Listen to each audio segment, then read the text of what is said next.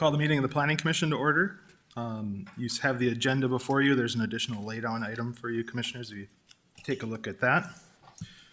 We have 2 items on here and then 2 public hearing items and then 2 other items. We will have public hearings on the first 2 and then we'll have presentations on the bottom 2, I guess. Otherwise, I'm looking for a motion to approve the order of agenda. So moved. The motion, is there a second? Second. Motion and second, any discussion? All in favor, say aye. Aye. Aye. Moving on to item number B, the regular minutes from December 6th. Everybody had a chance to look at those? Any changes? Otherwise, I'll take a motion for approval. So moved. The motion, is there a second? Second. Motion and second, any discussion? All in favor, say aye. Aye. Aye. Any opposed, same sign, motion passes. Moving on to the public hearing items. Item number 1, this is with Macon, I believe? No, who's doing item number 1? Donald. Donald. I skipped item number 2. Here we go. Donald, thank you. Good afternoon, Commissioners, and Happy New Year. Donald Kress with the Department of Planning and Development. Our first item here, item 1, is the Cass County Corrections Second Edition, which is located here near the Cass County Jail and surrounding areas here. This is a major plat, which includes a vacation of right-of-way of a street that was platted back in the 1980s but has never been developed. I always like to take pictures on sunny days, but unfortunately Friday was not like that. This is looking south from 4th Avenue south at approximately the right-of-way that would be vacated. That would be this right-of-way here. We're standing right here. And this is looking south a little bit closer to the jail. The motivation for this replat is that the Cass County Jail is going to expand to the east. They're going to expand their facilities. We're just talking about the plat today, but that's the basis of doing that. The zoning in this location is all limited industrial, which is appropriate for the jail. That's a use that's allowed by right in the LI zone as detention facilities. The plat combines, in the rather lengthy legal description here, the plat combines several properties. They're parts of the original Cass County Corrections Edition from 1999. There's an unplatted piece of property that the county bought after that. There is a small lot here that was a result of the platting of the property to the south, and these are all going to get combined into one lot, including this vacation of portion of 28th Street. This portion of 28th Street is between 2 city-owned properties, but in working with the applicant, the city just decided we'd vacate that entire area because we're not using it again. It was platted in the 80s and has never been developed. So the one note there is in your staff report. These 2 properties here were actually included in the original notice, but we later determined we're not going to include them in the plat. So we had a little extra notice, but that's all right to do that. The applicant's representatives, Mike Love of Houston and Cass County Administrator Robert Wilson, are with us this afternoon if you have any questions or if they wish to address the commission. This does include a vacation or right-of-way, which is regulated by the North Dakota Century Code. It's not something in our land development code, so there's a couple extra steps after this leaves your commission before it goes to city commission in terms of a notice procedure. Staff's recommendation is stated in the staff report shown on your screen. That concludes staff's presentation. Thank you, Commissioners. Thank you, Donald. Any questions for staff? Donald, you had mentioned that, or in your report, that there were no city utilities, but that the applicant would need to contact other utility providers? Yeah, that's everybody else. Fiber, cable, power. So that's just a process we have everybody go through on that. And so we can still vote on this Yes, today without having. Yes, ma'am, because you're voting more on like the idea of it. They will verify that, and we'll work with them to verify that. But yeah, that's just a step. Good question. Thank you, ma'am. Any other questions for staff? Otherwise, Mr. Love, do you have anything to add? No, I just want to reiterate what Donald said. So the whole reason for this is the jail needs to expand capacity. To do that, they got to expand to the east. They currently have an access road that loops around that east side of the building. So to relocate that loop road, we'll cut into that right away, which is why we're requesting it to be vacated. And then like Donald mentioned, there's a lot of kind of messy pieces there that we're just trying to clean up with the plat. So Great, thank you. Oh, Mr. Wilson. Yeah. Anybody remember Dennis the Menace? Mr. Wilson. Yeah.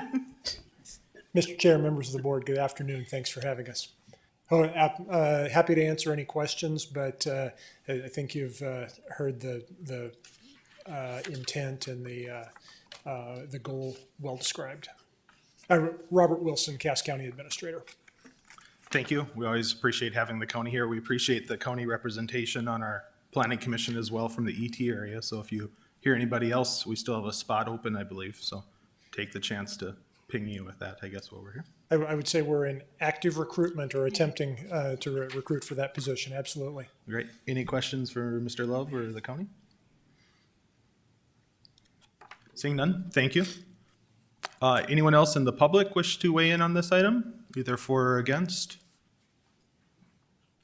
Anybody else wish to say anything about this item? Seeing none, we'll close the public hearing. Commissioners, what are your wishes? I'd move to recommend approval. Thank you. We have a motion. Is there a second? Second. Motion and second. Any discussion? Seeing none, please take the roll. Holtz, Aye. Tasa, Aye. Morgan, Aye. Schmidt, Aye. Rosenberg, Aye. Shuey, Aye. Gunkelman, Schneider. Aye. And the motion passes. Thank you, Commissioners. Thank you. Thank you. Moving on to number 2, the Dwayne's Pizza Edition. Wait, Megan up. Good afternoon, Chair and Commissioners. This is the Dwayne's Pizza Edition. This is an application. It's kind of a 4-part. It includes a minor subdivision, a zoning change with a PUD overlay, a PUD master plan and master land use plan, and a PUD final plan. The minor subdivision would be replatting lots 1 through 18, less the right-of-way of Morton and Doty's addition. And the zoning change would rezone from SR2 to SR2, SR3, and LC.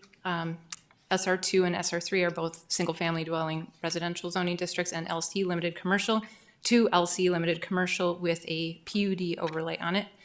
And then the PUD master land use plan and PUD plan, final plan, I'll talk about those in a little bit. Applicant and developer Jesse Craig is here, should you have any questions. So just a little context here. This is University Drive South. So we're talking about the 1600 block of University Drive South, just on the west side. So it's bounded by 16th Avenue on the north and 17th Avenue on the south. And just directly west is 13.5 Street. There's a few slides here of images. Hopefully you're all familiar with this location. As noted, this was not a sunny day. This property is currently a 2-story strip mall with primarily commercial and restaurants here, and then on the backside there's single-family homes. So on these 2 images you can see University Drive looking into the site, looking to the west. Here's some quick images just to show a little bit about the context of the site. We talked about this at the last Planning Commission meeting in December of kind of the boulevard and the difficulties as a pedestrian kind of navigating through here. And then these 2 images show looking at 13.5 Street, both from the north corner on the top, or I'm sorry, on the bottom, and then on the south corner on the top, just looking into the site. So as part of this project, the homes that you see in this images would be demolished to accommodate this project. This is the zoning, just to show kind of what's happening in context around the site. And this is showing what the plat will do. I will get into a little bit more detail towards the end of the presentation, but what it would do is just replat all of these lots into one single lot to make way for development. I'm going to talk a little bit more about planned unit developments. What their intent really is to allow some greater flexibility on what could be developed versus otherwise strict application of the land development code, and that there would result in a greater benefit to the city. There's 3 parts to a PUD, including the zoning change with ordinance, the PUD master land use plan, which shows the general building envelope, access, parking, open space. And then there's the final plan, which is essentially the permit plans that need to be consistent with the ordinance and the master land use plan, and it is not a public hearing item at the Planning Commission. And I should note too, the PUD final plan is approved by your commission, as opposed to the other items would go on to the city commission, but the final plan is, you are the decision-making body for that. On your screen is the proposed master land use plan. So first I'll just kind of overall talk about the project and some of the images that the applicant has provided. It's a 5-story mixed-use building. There would be 127 residential units. There'd be 15,258 square feet of commercial space on the east side, so closer to University Drive. There would be interior parking on the west side of the main floor, as well as underground parking. So there'd be a total of 278 parking spaces here. 162 of them would be between the underground and the west side of the main floor. Just a quick note, the circles in red that you see, you'll see there's some inconsistencies. I'm going to show you on the next slide the final plan. But there are some inconsistencies between the final plan and the master plan. And so this master plan is the more current plan. In the staff report, you might see reference to a 5-foot setback on the west side.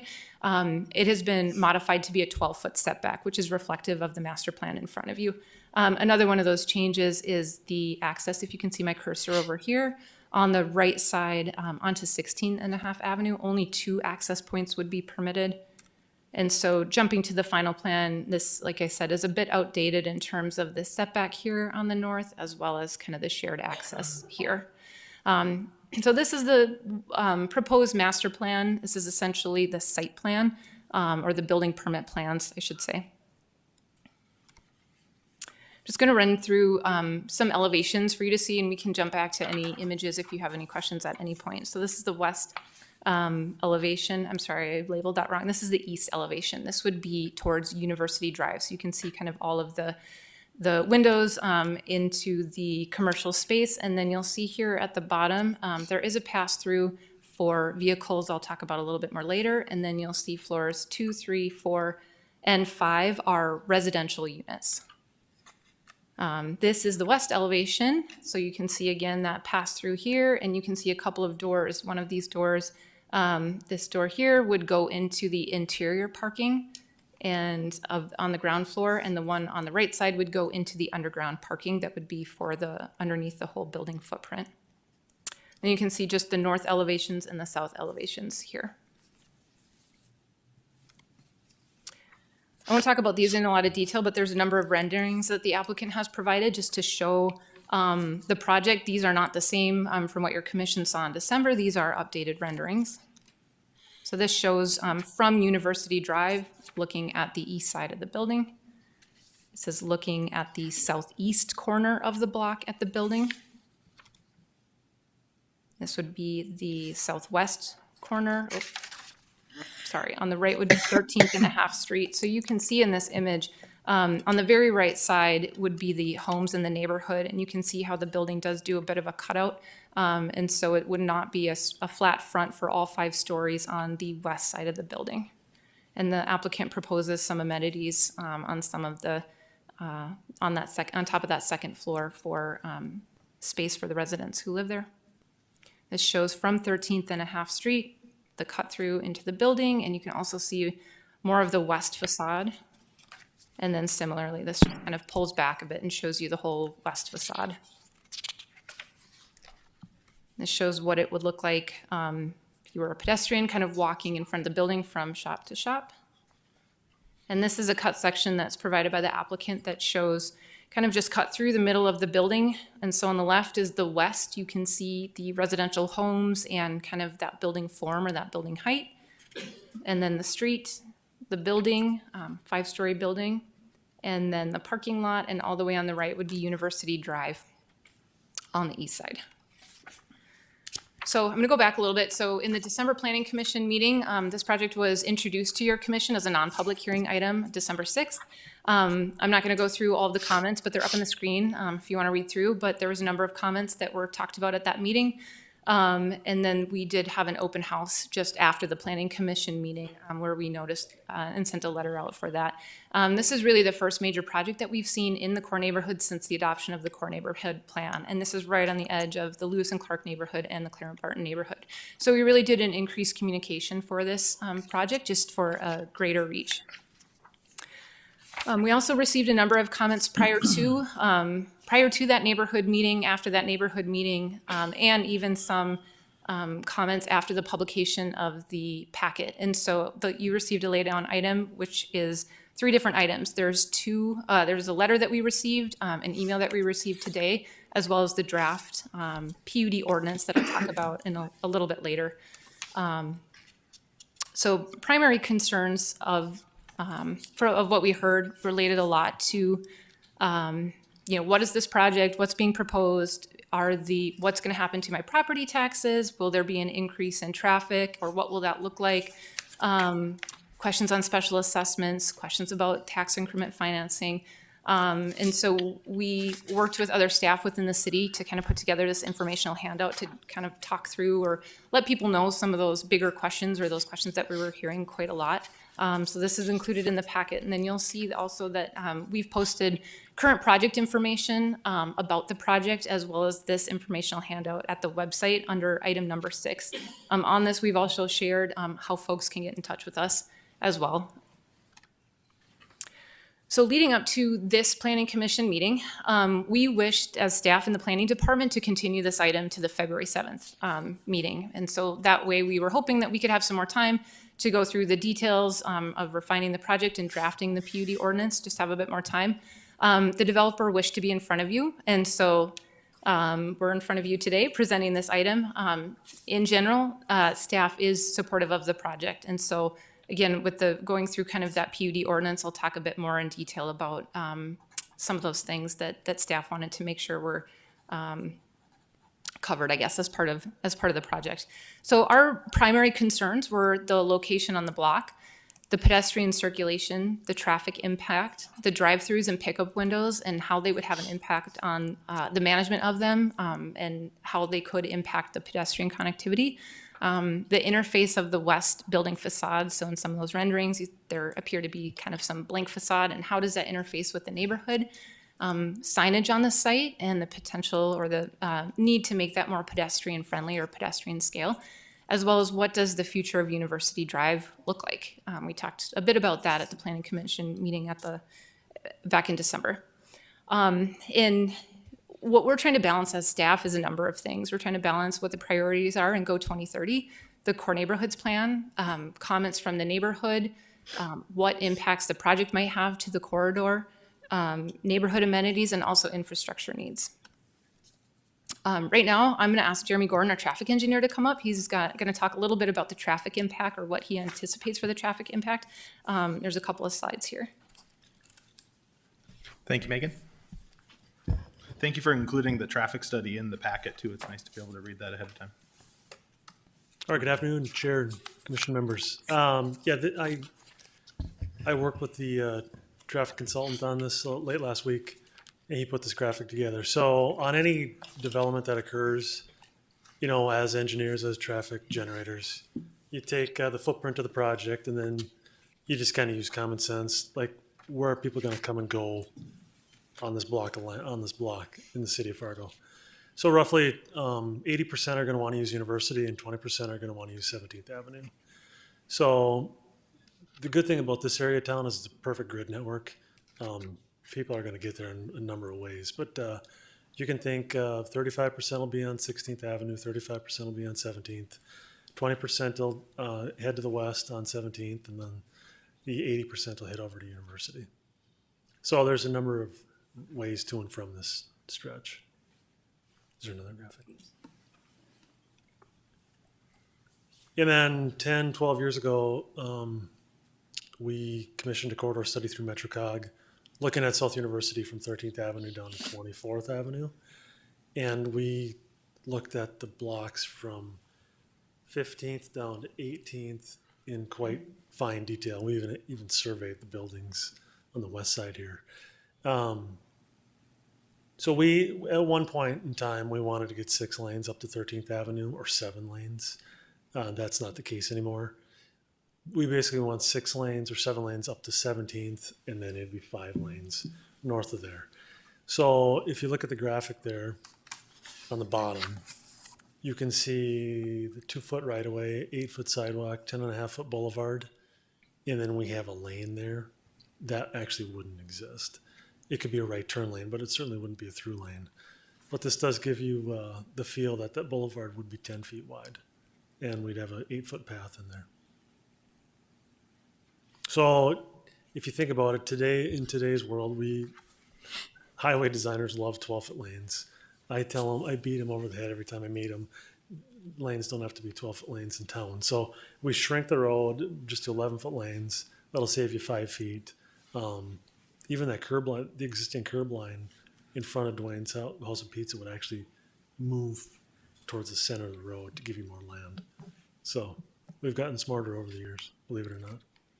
So is that it? Okay, thanks. Chairman, could we ask some questions? Sure. Well, since we have you here and you're the traffic experts, we've got a number of questions in the emails and everything about traffic. Is this going to cause additional congestion on the residential roads along there, or can these roadways handle this amount of traffic? Well, okay, so there's two things with this property. There's the commercial side, and I really don't think the commercial side traffic generation is going to change much at all. And they're going to get to the property from University. On the residential side of the world, you're taking what, 6 or 8 homes out and putting in 127 units. You are going to see an increase there. 500 or 600 new trips that you're going to see a day. Is that too much congestion? Not, I mean, as a system as a whole, no. Are you going to see increased traffic on 13th and a half? Absolutely. In every apartment building that we have in town, none of them fit on site. They always spill out into the streets, no matter where we're at. I will say this building doesn't have separated garages for storage, so most of the 267 spots will actually be occupied by vehicles and not storage. So that's an advantage of this. But this area, West University, they're 30 foot wide streets, parking on both sides in the non-winter months, and then with the snowbanks in the winter months, November to April, we do reduce it just to one side allowed parking. So there will definitely be people near this block on the street at times. I have another question for you. I don't recall reading the analysis before on drive-throughs, but I'm curious how these drive-throughs work as they either enter or exit onto the residential on 13th and a half. How does that work? Because it was kind of interesting reading, the queue length on how much they recommend and if there's enough room there. Because it seems like you don't want a drive-through backing up onto a residential street where the line's going to stop the traffic. And so I guess you looked closer at that and maybe give us your analysis of it. Well, on this site, in the beginning there was 4 drive-throughs, and now we've gotten it to 2. I think it's a big advantage on 17th Avenue having nothing, because that's the busiest street. The internal drive-through windows, I really can't comment on that too much because I didn't look at it too hard. And then the pickup window on 16th, I think that's a neat concept, just to be able to come in and pick something up and go and not have to worry about vehicle storage. So I really can't comment on that. Sure. Mid-block. Anybody else have questions for Mr. Gordon? So you talked about a little bit about the increased traffic on 17th Avenue and 16th. There is a corridor study for 17th Avenue in progress, correct? It's basically finalized. And so one of the issues that's come up on 17th Avenue is to make it much more friendly for bike commuters. How do you see this impacting pedestrian travel along that corridor? I think it's pretty neutral, to be honest. But I'm glad you did add that comment about the corridor study. And the corridor study went from the river all the way to West Fargo, and we are looking at a combination of bike lanes and off-street paths in this area. And as luck would have it, we do want to program federal funds for this stretch of road from University out to the interstate over in the next 5 to 8 years, with an emphasis really getting a shared use path in here going east-west. Mm-hmm. I think this project as a whole would be pretty neutral. So I guess a follow-up question with that would be the timeline of the work to be done, because if we're looking at 5 to 8 years out for the work to be done along that 17th Avenue corridor, and this project being started within the next year or 2 years, that definitely poses some additional concern for me. Yeah, so for 17th Avenue South, if, we still have to bring this in front of the city commission to program our federal aid, but the soonest would be 2026 for any type of road construction on 17th. Now, 13th and a half Street, that's not programmed for 2023, but it certainly could be in future years. Really, this whole neighborhood, the streets are in pretty poor shape, but we're in no rush to get down there. Yeah, I'd just like to mention that one of the things that had come up previously here at the Planning Commission was the pedestrian problems. And it indicated on the visual there that there would be pedestrian sidewalks on both sides of University going south with the new plan. Is that so? Yes, we certainly want to increase what we have on the West Boulevard.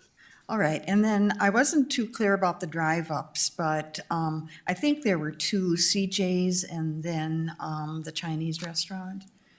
But if you look at where the driveway goes from the current Chinese restaurant, it goes into an alley that was extremely blighted. It was full of vehicles that hadn't been used in years, and it wasn't maintained well. I believe that Harvey Lane owned the shopping, or the mall that we're talking about, and that he also owned many of the houses behind on the 13 and a half Street. And that I think that, I don't know if I'm correct, but I'm pretty sure that a lot of the blight was caused by that mall and the houses that he owned on 13 and a half Street.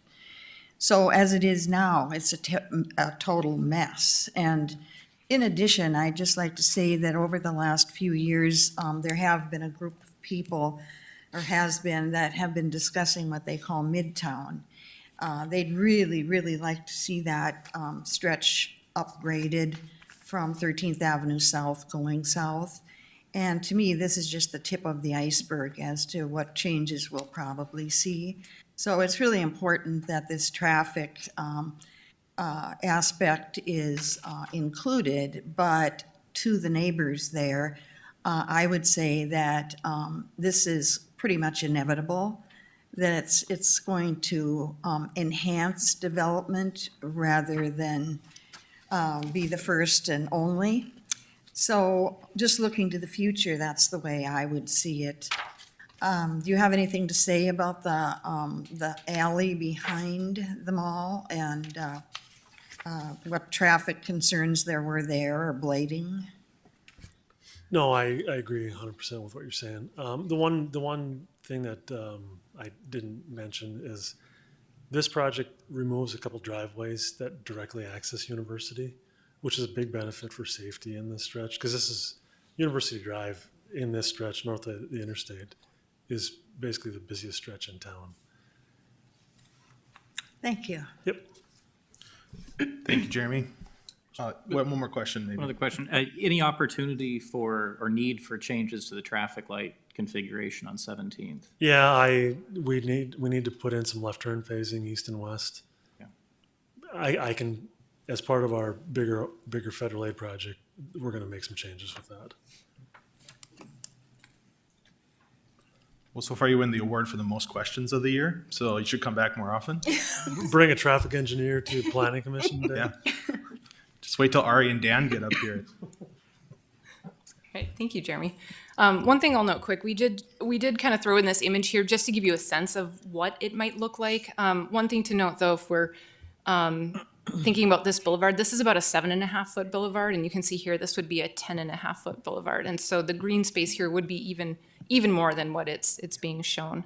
And then one thing to Commissioner Morgan's point, I just wanted to point out before I forget. The alley behind or between the homes and the businesses right now is all on private property. So it really does kind of function like an alley, but it really is not technically an alley. It's all on that private property. Any other questions for staff? I have a few more slides. Oh, yeah. Too, once I get there. All right, so just some quick high points. What we did take a look at was the consistency of this project with Go 2030 and the Core Neighborhoods Plan. And so what we found is It does create a walkable mixed-use center. It's improving aesthetics in the public realm. We get a really big improvement in that boulevard from what you saw the images today, where there is parking in the right-of-way, and that would be pulled back 9 feet from the property. And so we'd have not only at least a 10.5-foot grass space between the road, we'd have an 8-foot or 10-foot bike lane, and have probably another 8 to 10 feet until parking started. There's improvement for bike and pedestrians, and then also a goal of Go 2030 is parking smart and having less paving. For the core neighborhoods plan, this block is identified in the core neighborhoods plan, the future land use map for Lewis and Clark, as a mixed use block, the whole block. It also incorporates commercial opportunities within that mixed use development, provides additional housing in the area, and encourages investment to counter deterioration and blight. So with that all being said, we have a laydown item for you, which is a draft PUD ordinance. And what we tried to do here is kind of wrap all of that together, drafting an ordinance to try to help some of those kind of nuances and some of those things that we identified that we had some concern on, and writing that into the ordinance. And so I know you may not have had a chance to kind of look through that in a lot of detail. And so I'm going to kind of walk through. And so if you've got any questions, let me know. What this PUD would do is allow residential use, would cap that density to what the developer is proposing, so 127 units. The applicant requested to actually half the amount of open space plant units that would be required, and what we are recommending is to actually double it. And so what would be required, I have a typo here, but 3 per 1,000 square feet would be the requirement. We are saying 6, having 6 be that requirement, and that parking lots or any kind of plantings on site could be used to meet that requirement. And then to allow some flexibility, suggesting to waive, there is a maximum on perennials. And so we're noting to waive that to allow some more flexibility within that development. It is something we've done on other PUDs. The building height would be 70 feet. My understanding is the building height primarily overall is about 62 or 63 feet, with some areas that would go up to 70. So this would be just an overall building height of 70 feet. The building form and style, I'm going to back up quick. So this part of the ordinance is really kind of what is being flexed through the PUD, and kind of the rest of it, which is standard, is additional requirements of the PUD. So building form and style, so we get into detail about having high quality materials, getting into more details about what is permitted as far as accent materials. And what this aims to do is put together kind of some of our standard conditional overlay requirements with the UMU University mixed use requirements that are in our land development code, that really aim to get kind of at a more neighborhood scale. Then building entrances, so focusing on kind of that pedestrian scale and the requirement to have a number of kind of the listed things, arcades, eaves, cornices, some architectural details to kind of bring that scale down.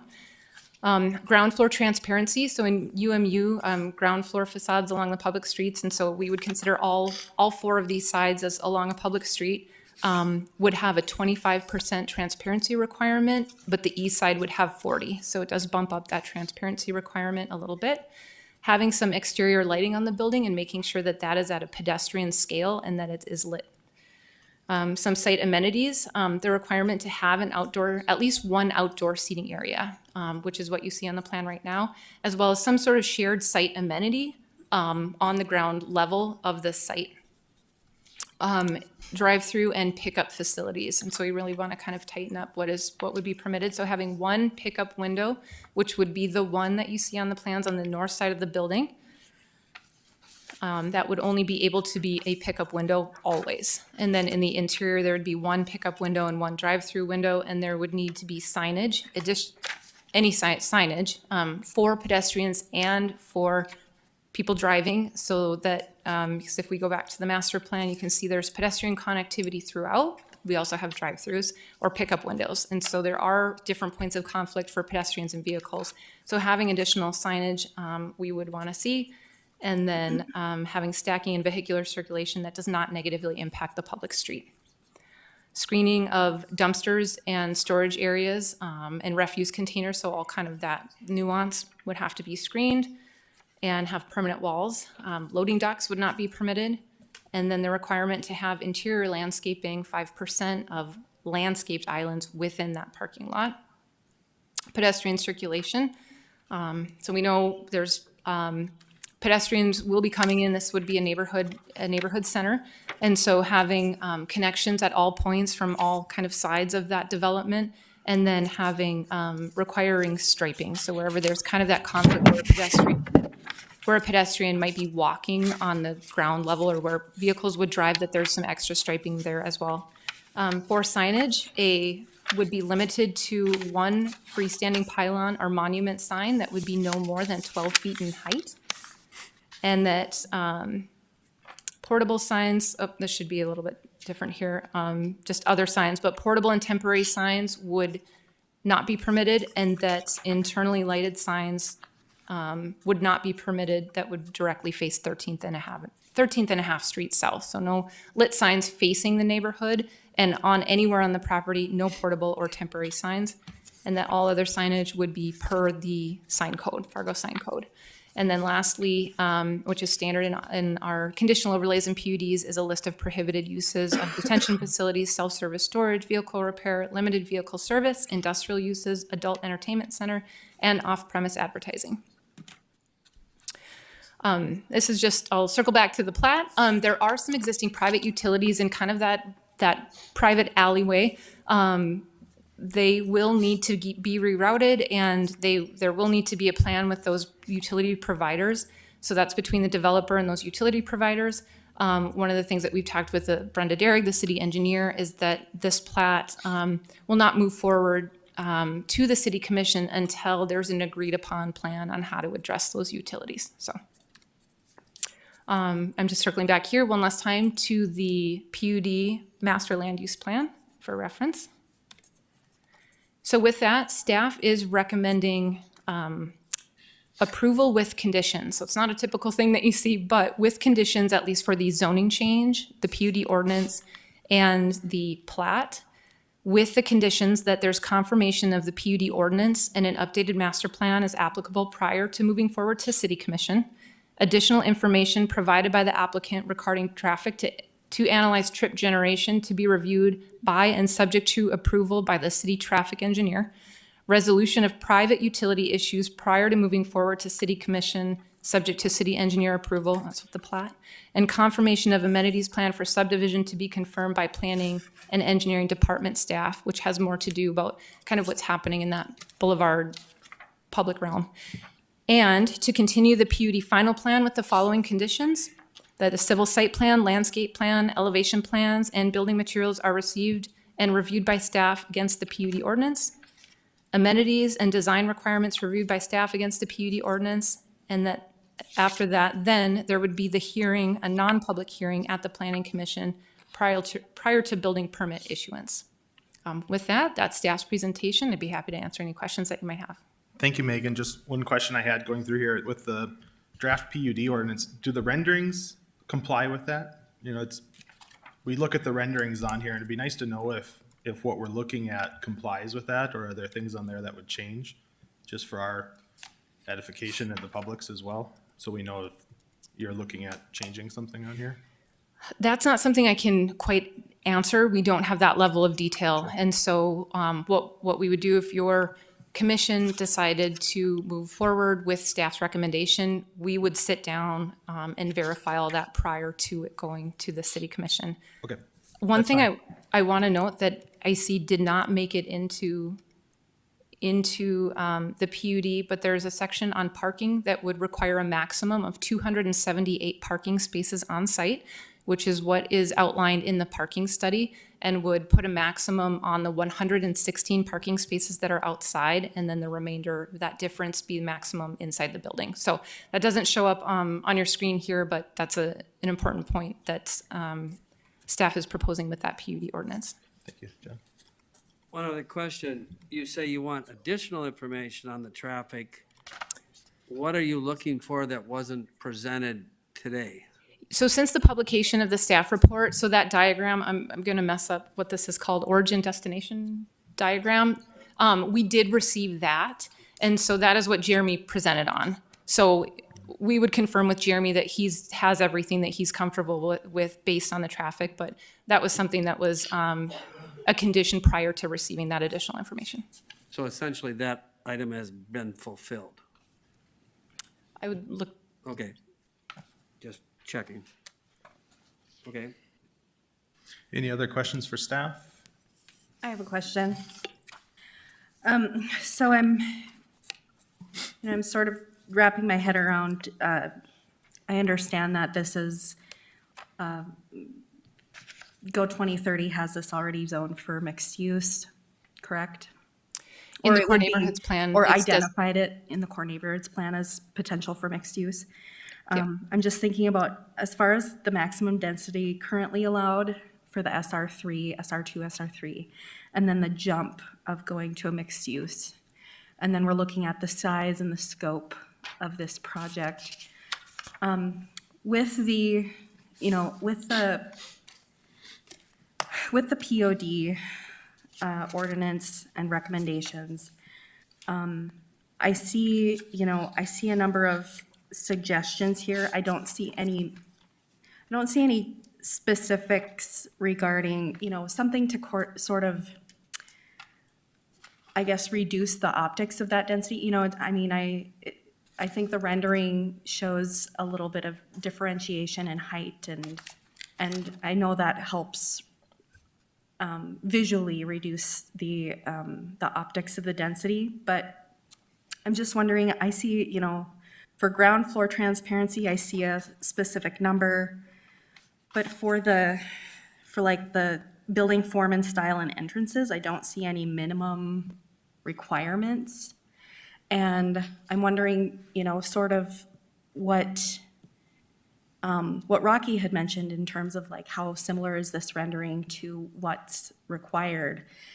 Is there anything preventing, if we were to approve this today, is there anything preventing, without any specifics in the PUD, is there anything preventing the developer from going back and changing that rendering? You know, since we don't really have any specific minimums in the PUD.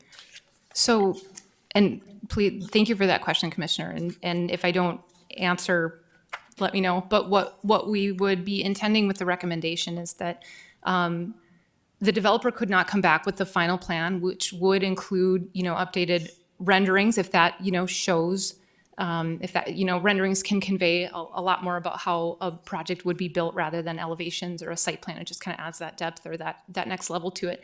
That wouldn't be able to happen until there's an ordinance, until that ordinance has been approved by the city commission. And so then before your commission, after that happens, is when you would be reviewing all of those plans and you would see whether that is consistent with that ordinance. So I don't know if that answers per se, but before your commission, we would want to bring that final plan that matches the master plan with the elevations, with the site plan, with the landscape plan, with these renderings to help show that final product of what would happen or what would be built. I just wanted to make comment. There has been some mention of the scale of the building. But if you look, just to the south there, we've got Essentia and Sanford. To the immediate south, there's a parking ramp. So this isn't an introduction of much larger scale. What is the height of that building, the Essentia? Any That- idea? I do not know that off the top of my head. Okay, well, anyway, what I'm saying is that this building wouldn't set a precedent in terms of height. I don't know what the comparison is either, but we can visually imagine looking south what there is. One of the things I'm aware of is that with the Mercantile here on Broadway, that was 80% filled with traveling nurses before it even opened.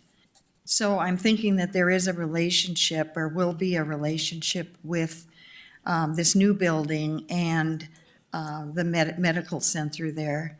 It seems like it would actually cut down on a lot of driving if that were the case. And just to mention also that when Essentia Sanford expanded recently, they took out the row of houses on 12th Street. And it didn't seem like there was a real big, huge objection at the time. There were some people that were unhappy with it, and then it kind of all settled down and everybody became accustomed to it in the neighborhood. So to me, these two this changes are comparable in some ways.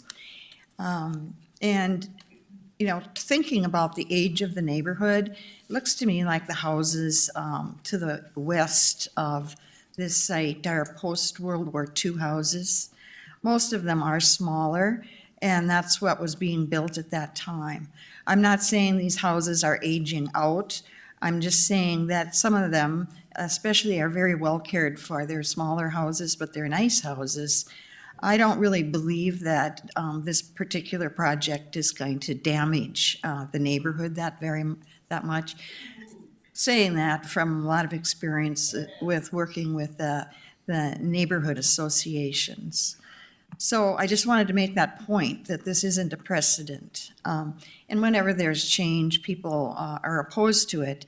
But then there are also the benefits. There are of course two sides to every story. So I would encourage the neighborhood to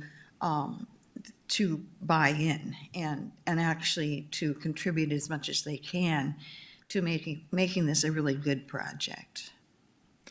Thank you, Commissioner. Any other comments or questions? Go ahead, Tommy.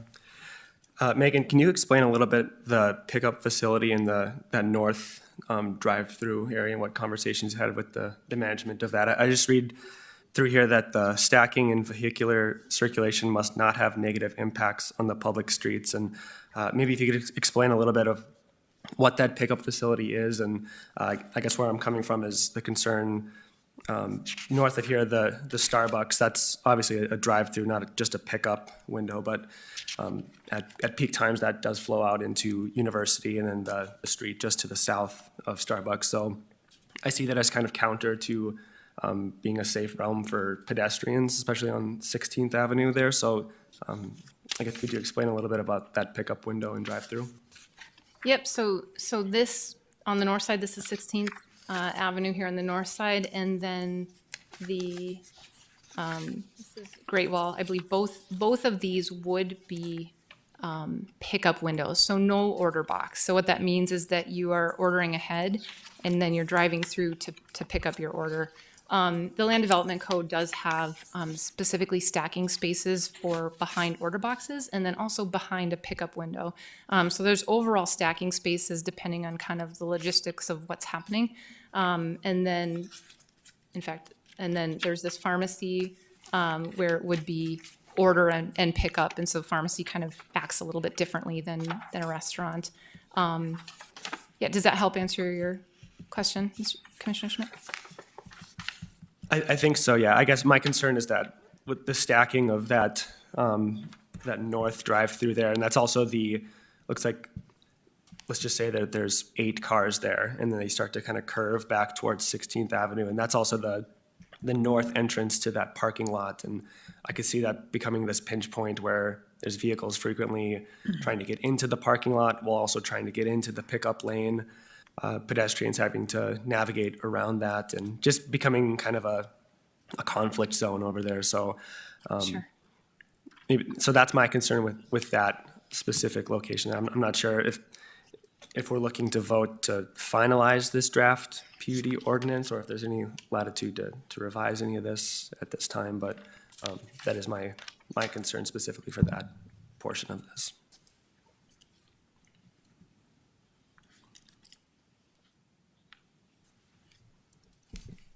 Thank you, Commissioner. I had some similar concerns. I know that's why I like the traffic study. Page 6 of that does talk about what they observe for queues and similar drop-off ones. And I think that's why they have the number of cars on here that they're due is that's the peak time is 3. But I agree there could be instances where that blocks the sidewalk or traffic or whatever, and that's not great. So it's an interesting concept with post-COVID world. So. Any other questions for staff? Seeing none, we'll ask the applicant. If you have anything to add or anybody have questions for the applicant? I'll take Sure. Please introduce yourself when you get to the podium. Jesse Craig Development. Thank you. I guess you've heard some comments about the drive-through and the pickups. What's your thoughts on that to assure our fears or the neighborhood's questions or? Yeah, the pharmacy is actually going to be the north drive-through.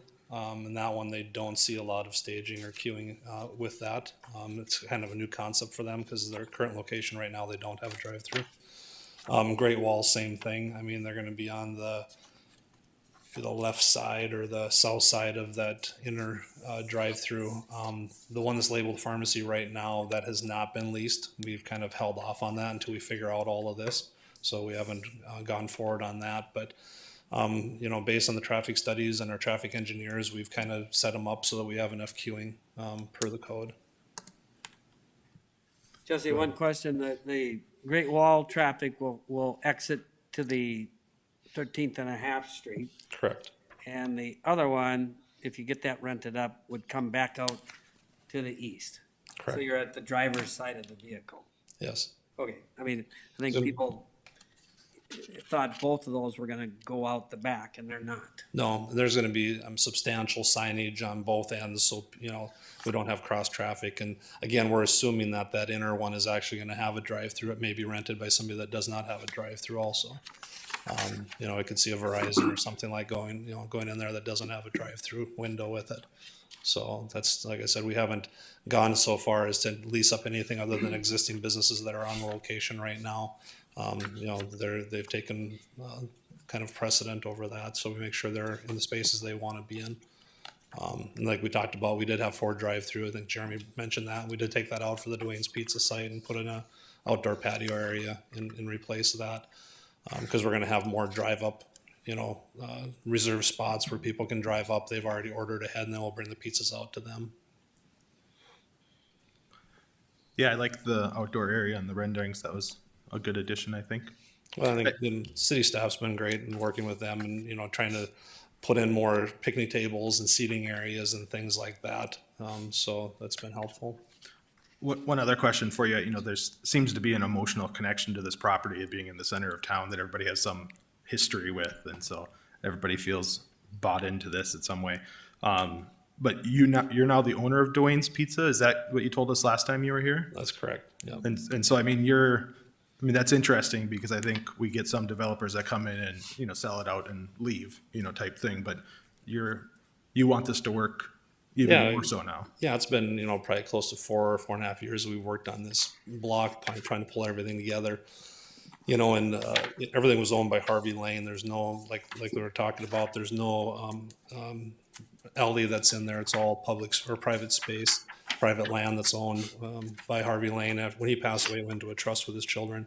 So we worked with them after Harvey passed away and stuff, and we're able to pull everything together. And then in trying to get the Dwayne's Pizza to move in, then the current owner of that, or the previous owner of that, was just, you know, just like, I'll just sell you the whole thing. Like, never planned on owning a pizza place, but, you know, if it gets the deal done and it makes a lot of sense, then, you know, we always thought of that, even, you know, when Steve Schultz owned it or versus, you know, when I own it now. And you've seen some of the comments, the people in that neighborhood really care about Great Wall, Dwayne's Pizza, the pharmacy. They really want to make sure that those businesses stay in that area. It's kind of the flavor of that area of town. So that's kind of why I, went a little further than I probably should have in buying a pizza place, but it's worked out really well. It's been amazing to get to know the people in the area, the staff. So it's been very, very rewarding. Thank you. Any other questions? Tommy, go ahead.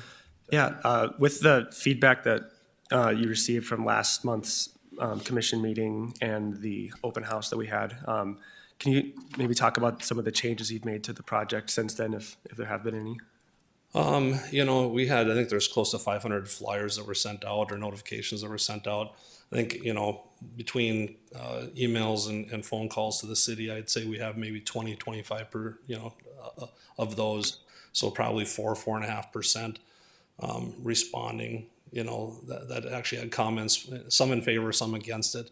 You know, when we get those comments back, you know, some of them we can address and make changes and work with city staff in regards to signage and pedestrian right-of-ways and safety points and things like that. A lot of those comments, though, were really geared towards traffic on South University. Just how busy it is, how fast people drive, how unsafe it is to get across South University. Regardless of this project or not, those were kind of issues that people had. Same with special assessments and things like that. But as far as the size of it, it's, again, we're trying to make numbers work. So when you buy, you know, a bunch of land or a block of land for $4 million, I would love to say, yeah, I can put 2 stories of commercial on there and no apartments, but it just doesn't pencil. It just doesn't work. And I think that's where the but-for test with the TIF and things like that show the need for, you know, incentives, just because the project is hard to make it work. Then we get the emails about, well, we want more affordable. Well, then you can see on the PUD thing, and again, nothing against staff, but then you want all brick and more glass and, you know, all these amenity spaces, and well, that stuff isn't cheap. It's not free. So all those things, that's great. I'd love to have a, you know, beautiful project. That's what I build, and something unique and a lot of character and style. But then when you add all those costs onto that, it's very hard to get that rent back down. It's just a numbers game is all it is. So, sorry, a long way around, but we've tried to address it, but the overall size of the building, it's really hard to reduce that. I guess I have one more question. Will there be any planned on-site amenities for residents here? And I guess specifically I'm thinking, you know, it seems like most apartment buildings these days have some sort of pet facility, outdoor pet relief area. And I recently lived at a property where, you know, the dogs, they go outside and they immediately just go to the bathroom right outside there. And it quickly can become a pretty disturbing place around those entrances. So I guess, are you providing any sort of amenity that might, you know, relieve any concern with that? We don't have it in there right now, but we're gonna have to. I'll just, you know as well as I do, that's gonna become an issue. So we do have some green space, some open areas that we can choose from. So that's something we're gonna have to do. As far as amenities, you know, rooftop patio and dog wash stations and things like that, those always, you know, been included in that. But yeah, you're correct. We're gonna have to be able to do something on site for a dog run area so we'll add that. Anything else, Tommy, or? No. Oh, no, I'm good. Thank you. Mr. Shu? Any concern of being able to achieve the requirements in the draft ordinance? No. No, most of the stuff I actually like because it is adding character and uniqueness to the project. So I'm not opposed to any of that. Any other questions? Seeing none, thank you for being here, and thanks for the open houses as well. We appreciate that. Thank you. Anyone else in the audience wish to speak on this matter, either for or against? If you could come to the podium and introduce yourself, please.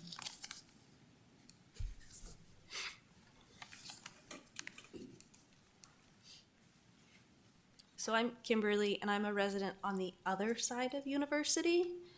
So I have mostly some questions, kind of general. He did address a little bit of why he's not doing affordable housing in that. My concern here is if we're thinking traveling nurses and young professionals, how many of those buildings have we just seen finish in the downtown area to house those people or that group of people? So is there anything that we can do if he's saying that we're going to have all of these things for aesthetics and therefore we can't do affordable housing? What can the city do to help with any of that? I personally, I don't know any statistics behind it, so I would have to, before I throw out anything, but I personally feel like with traveling nurses versus affordable housing, you're probably going to have more transient people with traveling nurses in and out. Granted, their income level is going to be different, but then affordable housing, right? If you have affordable housing, you can have people that are living in affordable housing for multiple years. And I just kind of feel like, personally, I think that's a bigger issue within the city rather than trying to address an issue with young professionals and traveling nurses. The other problem that or question I have is the traffic impact study was only done looking at the 16th Avenue, 17th Avenue, and University on the west side. So we also know from living on the east side of University that traffic backs up significantly by the clinic. So pedestrians trying to get from that parking lot, pedestrians and employees actually trying to get from that parking lot to the clinic, it's very dangerous spot there, because as soon as that light turns green, everybody's trying to get onto University rather than looking out for where that pedestrian is.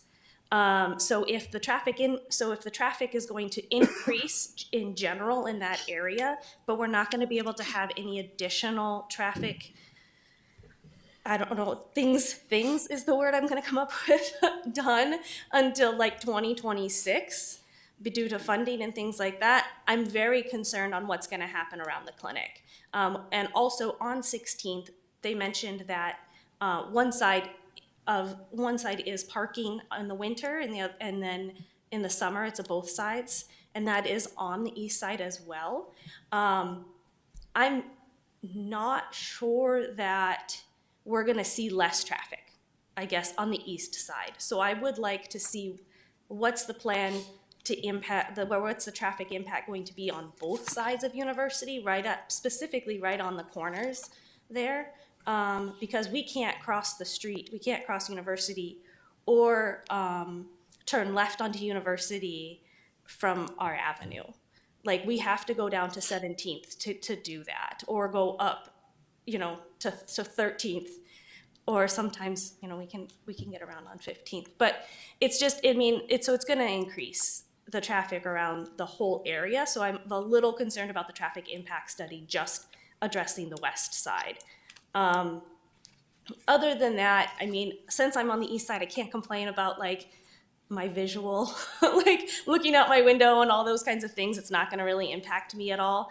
I am a little like disheartened because it's like we're taking down, to me, when I'm looking at the rendering, we're taking down a building and then houses to add so much more parking lot. And I like the area because of the trees and the nature, like the green spaces that are in the area. And I feel like this is gonna be driving down University, it's gonna look a lot like a parking lot. And a little less like the neighborhood feel that it has right now, because of the size of the parking lot and the size of the building. And I get to your point about the clinic and the parking garage being right there. But I know, like, living in where we've been living for the last 3 years, we would love to be able to cross University and visit these businesses a lot more, but we don't feel safe crossing it right now. I'm also concerned because he said that Great Wall and Medicine Shop are in on this, or not necessarily Medicine Shop, he said to say pharmacy. But the letters that I saw online, both of them said that they would have to relocate and couldn't necessarily be out of business for a year, or so they would have to relocate and probably wouldn't relocate back. So I'd like to get an answer on how that's actually going to be addressed, since those have been identified as two core businesses to this plan. I think I've rambled enough. No, Kimberly, those are well thought out thoughts too, without notes. I'm impressed. There was a lot of good things there. And I think anybody who's tried to cross 17th Avenue to get to the clinic from the parking lot agrees with you that traffic backs up a lot right there on the east side too. And Jeremy, I guess a couple questions for you. This traffic study did look, a much zoomed in look at this, but you have analysis on a larger level that's being done, and maybe you could just address how the city approaches that, so understanding this is a small part of a bigger picture. Yeah, I can address what you talked about with the crosswalk of the essential lot going into the building. Like I mentioned, on the 17th Avenue project, that block, we want to put a raised pedestrian crossing, narrow the street there. We are between a rock and a hard place with that crossing. It exists. We really can't change it, but we're going to try to make it as best as we can. One of the things Kimberly mentioned too was, and I don't want to speak for Mr. Craig, but we've heard him previously and at the open house, the relocation of the businesses. Those 3 businesses are staying, and I think that's why the buildings are being built where they are, so that they can stay in their existing locations until their new location is built, kind of right behind them. So when they relocate, it's a week transfer versus having to tear down, wait for the new one to come up. And I believe that's what you've told us before and still correct. So the Great Wall and the Medicine Shop and Dwayne's will all stay in business until the new ones open, and then they can transition to their new structure without any time. And I think the point was being made that if it was a total tear down and then a total rebuild, then those places might not come back or might go somewhere else. And so I can see the confusion there and the good and bad of having so much information out there too. One other thing is I have spoken to the owners of the pharmacy, and it's a very busy place in the sense that it's a great placement physically for a business like that, but they definitely are staying.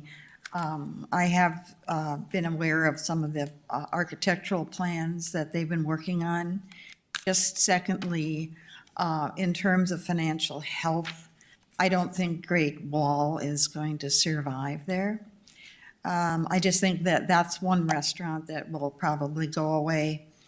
But in terms of Jesse, he would be creating the opportunity for other potential restaurants, is that right? So in the plans that you have now, there would be opportunity for Great Wall to move into the building? Yes. Okay. So that means to me that we're not necessarily losing a restaurant or restaurants there, because CJ's itself had been planning on going out of business anyway. So I just feel that we need to move with the times. And the fact that the pharmacy is there, that Essentia is there, the neighborhoods to the east, many of them have curving driveways, and so there's not a lot of cross traffic. There's no grid system there. So I think that neighborhood will be protected nicely. Is there anyone else in the audience that wishes to speak on this item? Either for. That's the process. We have to have it recorded, so you can come up. You can just use a fake name if you want, or if you don't want the publicity, but either that or you can be happy to submit in writing, and we do all read all those. So if you want to email or handwrite and hand it to staff or however you want to do it, but this is the opportunity to speak, but you have to speak at the podium. Unless there's somebody has another creative option, that's the process, so. And I will say, I love the Great Wall. Everyone should go eat there so it doesn't go out of business. So Agreed. It's very, very delicious. Okay, go ahead, yeah.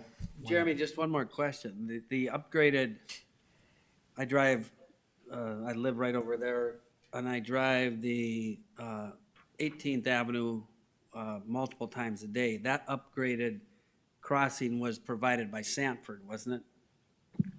That's true. Okay, so I mean, some of that issue on 17th could be addressed by Essentia. I mean, the new lights, it's kind of funny. I drive that all the time, and this morning was the first time, it's kind of, then you always come into this meeting, that the one on 18th, the person walking across the street, like usually I'm coming by there around 6:30 in the morning, and a lot of times the people go across at the driveway, but this morning was the first time, and you can't miss that way they did that now. They've got blinking red, bright double red lights that make you very aware that somebody's going across that walkway. Yeah, that crossing on 18th was with Sanford. And on the same project, we added one of those, their hawk beacons at the Essentia Hospital on 32nd Street at 33rd Avenue. Gotcha. So we have been working with Essentia on the 17th Avenue crossing as well. Yeah. But we've added a ton of lights on 18th Avenue, so in the dim, dark hours, it's bright as can be. So we're looking to do that on 17th as well in the future. Well, let me just check with the public again. Anybody else in the public would like to speak in favor or against this item? Anything to add? Otherwise, I will close the public hearing. I did have one other question for staff.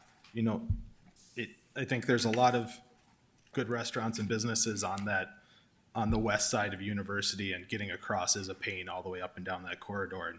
And, given this is the first major redevelopment in this area, how does it fit into the larger sort of area plans to try to increase the walkability across University. Thank you for that question. I might ask Jeremy to weigh in, but so that's one of the issues that staff kind of struggled with, is that there is no, or I should say the corridor study is back from, I think, 2013, that in a lot of ways contemplated a different road or roadway. And so there's no kind of current vision with that redevelopment. And so I don't know, Jeremy, if you have anything else you want to add to that. Well, you know, if you're here long enough, things redevelop in your favor. So if you think from 13th Avenue coming down to 15th Avenue, it's the Hornbachers block and Payless and then Starbucks. And then there's the nursing home right on the corner of 13th. So as you move south, we regained Green Boulevard.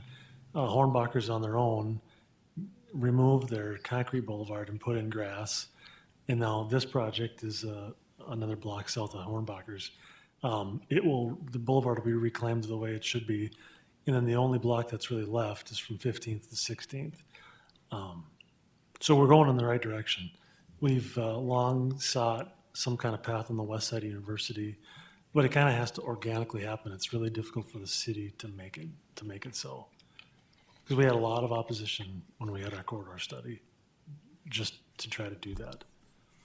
I'd like to just say one more thing. We talked earlier about, for the first time, or in 50 years, there will be a sidewalk on the east side of University. That's going to help a lot because, especially with the setback or the green space at 12 feet, and then with the planting of trees, it's going to dramatically change the corridor, and it will link in. Currently, in front of the property we've been discussing, there is asphalt that runs all the way to the street, which makes it hard to differentiate between where it is a walkable path, as we talked about at the last meeting. So all of those elements coming together are going to really transform the walkability of that space. And also the amenities with the plants and trees. It looks like, as Jeremy was saying, that it's coming little by little. Any other comments, or what are your wishes? Commissioner, I'd make the motion to accept the findings of staff as presented with their conditions laid out. Second. We have a motion and second, and I don't know if we could just get the recommended motion on screen there. Thank you. So this is for, your motion was for both to accept the findings and to continue the PUD? Yes. Just to clarify, clarify the second. Okay. Yes. Any discussion on this? Any discussion? Seeing none, we'll take the roll, please. Gunkelman, Aye.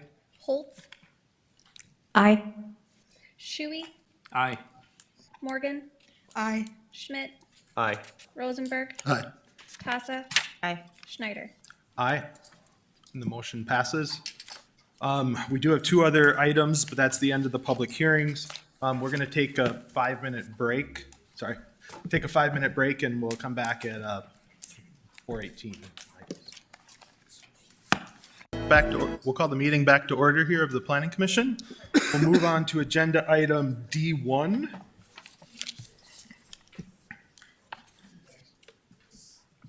You want to introduce yourself? Appreciate you having you here.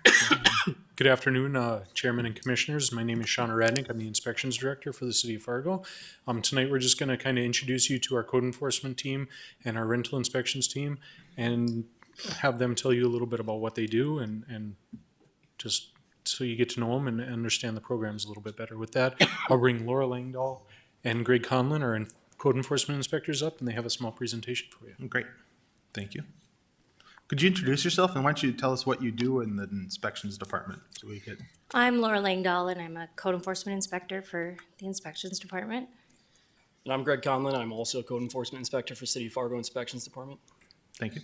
They just asked us to give you an overview of what we do because there are a lot of questions. So we'll try to power through this there's some people who need to get going. So our role in code enforcement, main focus is to keep the city safe by enforcing minimum standards. The purpose of the position is to ensure the quality of life environment for all properties and citizens of the city of Fargo. And we are required to respond to complaints and to educate the public what our ordinances, laws, and codes are. We also work closely with a lot of other departments.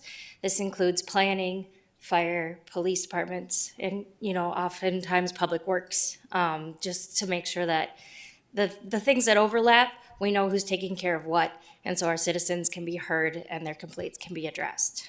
Currently, there's just two of us. We're both full-time. I am not Greg, I'm Laura. So I cover the south side of Fargo. He covers the north side.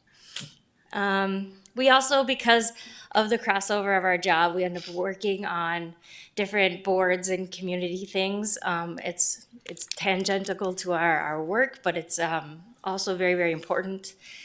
Greg leads the Fargo Code Enforcement Task Force. It's a meeting that we hold. It's just a really great place for all of the different departments can come to a table and say, you know what, I'm working on this project. Can anybody help me with this aspect of it? Or we can kind of field ideas on different ways to maybe approach issues that have been nagging issues or issues that are coming up that haven't been addressed or maybe don't have ordinances and codes written for them yet. So that's really important just to the overall efficiency of the city as a whole. We also are the leads for the mobile home program. It is constantly evolving and changing, and it's important that it does because we need to ensure the safety for all of the citizens of Fargo. And then we also are the leads for the Fargo-Moorhead Hoarding Coalition, and that is for both sides of the river, for all of the first responders, for all of the private entities that do cleaning, organizing, that sort of thing. We are a place to come to get that resource network all set up, and so then that we can help the people not just who are struggling with hoarding disorder, but the people who are affected by it, the neighbors, and the rest of the community as a whole. We're looking to add more education to that eventually, but you got to get the wheels rolling before you start speeding down the road. So this is what we enforce on a daily basis. Our main code we work under is the 2021 International Property Maintenance Code. It was adopted this last year.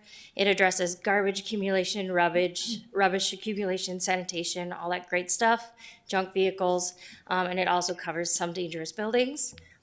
We have been working more with planning on the land development code and what our role as code enforcement is in helping them do enforcement of the land development code.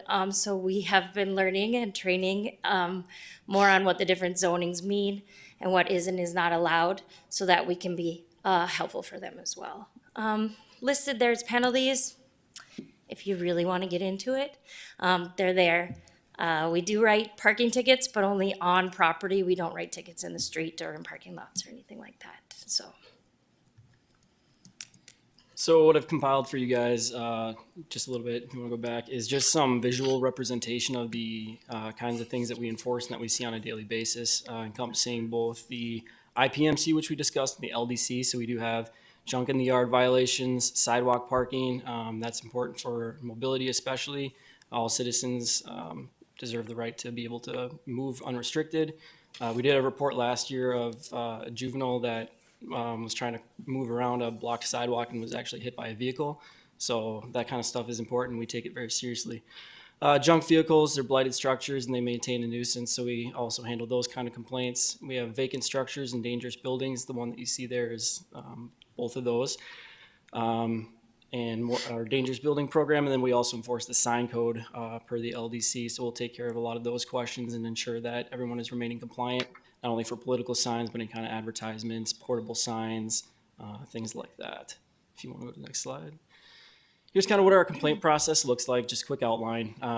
We start off with a complaint, either with the Fargo One website or app or a phone-in complaint. Everyone may remain anonymous, however, they won't be provided an update on the situation if they choose to do so. Laura and I will go out and conduct an investigation. We'll take pictures, document all violations, and then issue tickets if necessary.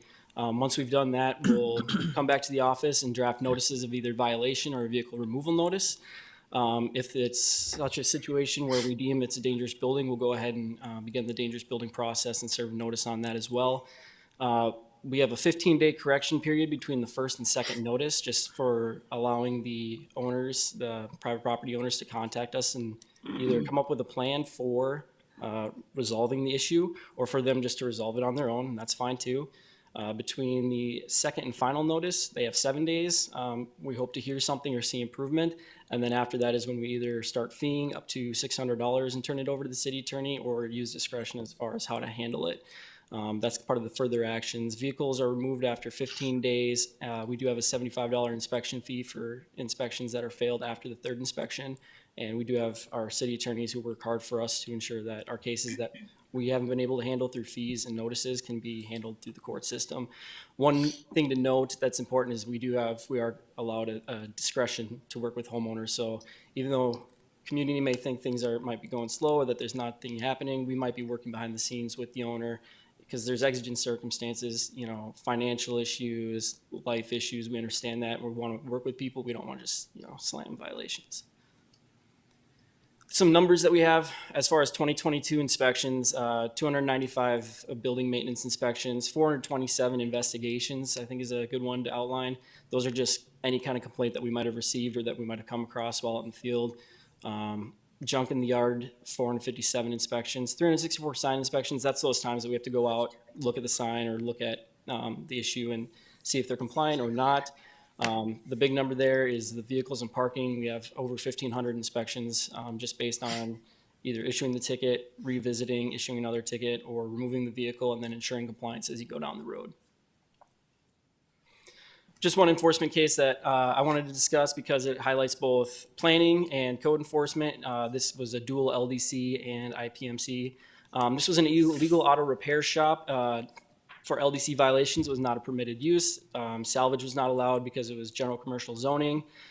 They were not able to do any kind of repairs in the building because it was too large per the LDC. Improper parking service all the way around the building, harborage for vermin, unlicensed or inoperative vehicles all around the building, clearly junk, trash, and sanitation issues. Some of the challenges that I ran into with this one were that the owner was deceased and the tenants that were renting the building were uncooperative and occupying the structure illegally.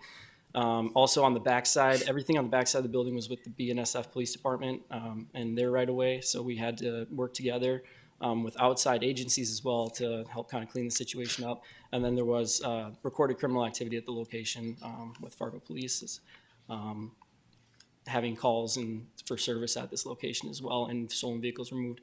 This is how it looked after 3 notices and some work with the BNSF Police Department and removal notices.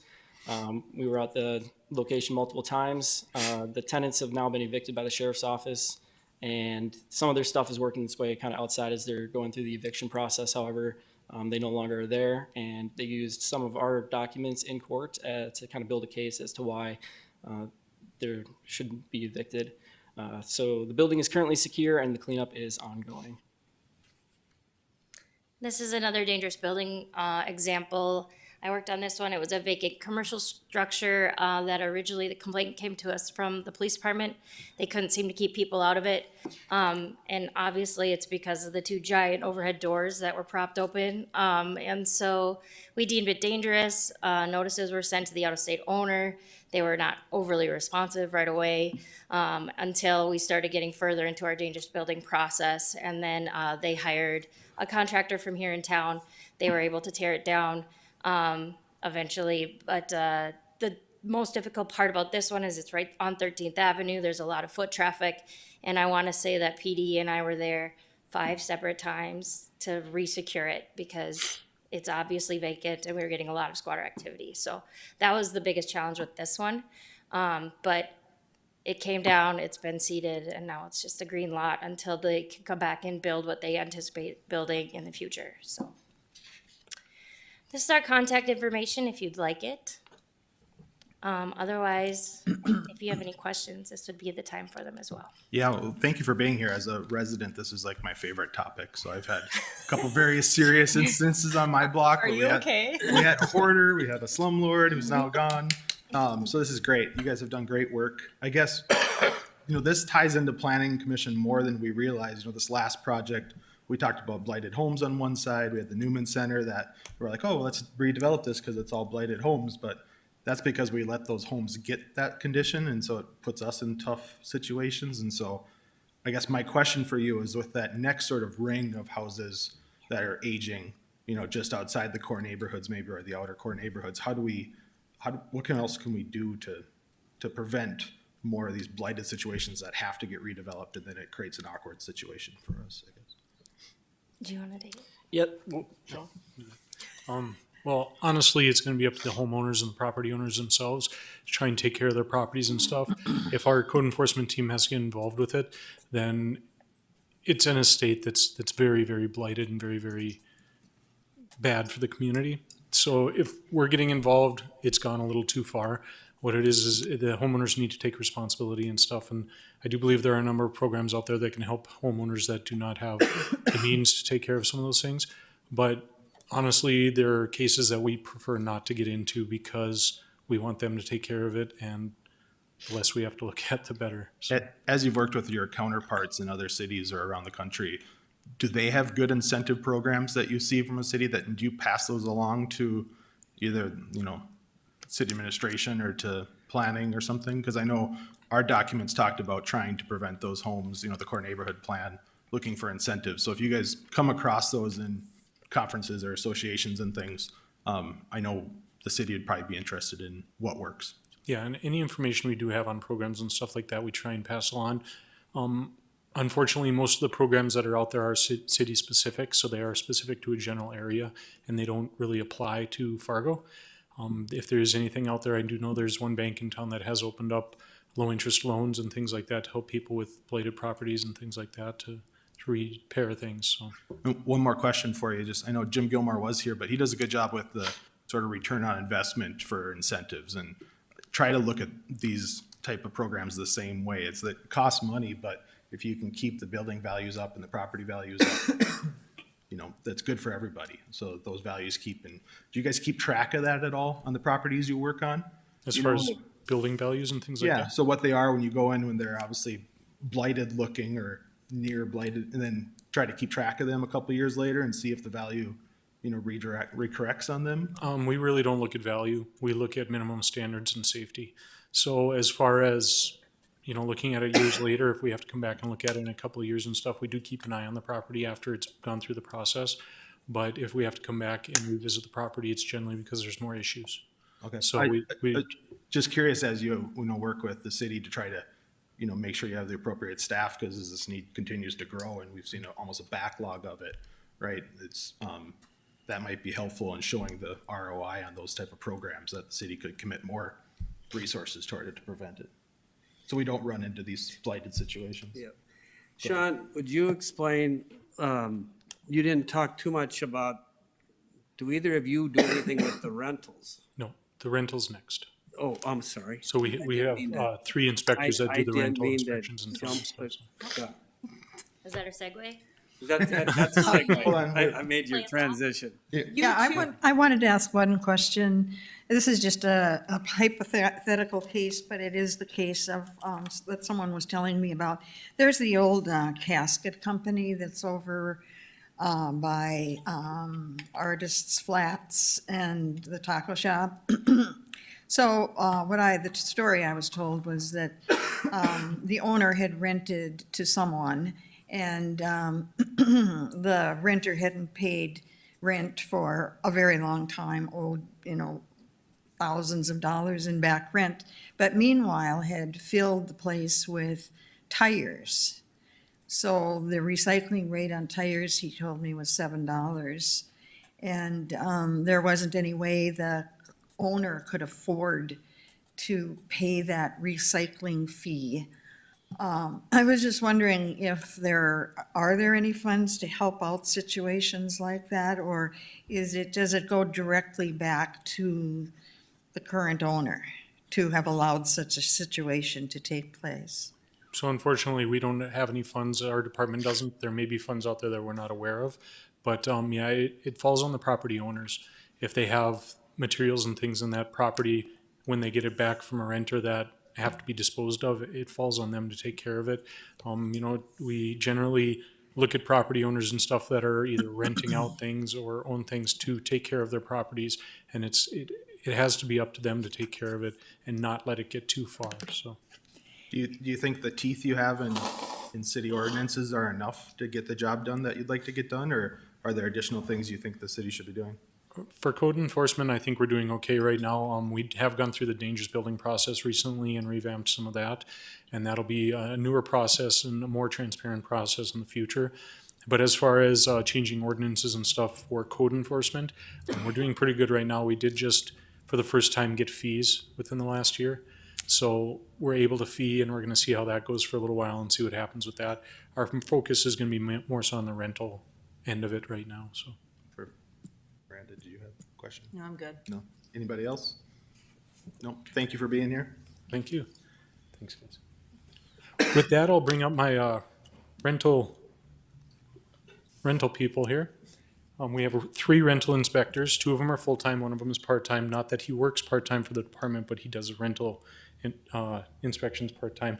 So we have Lynn Olson, Isaiah Bodensteiner, sorry. I butcher his name all the time, I'm sorry. And Bill Thompson, he's our part-timer.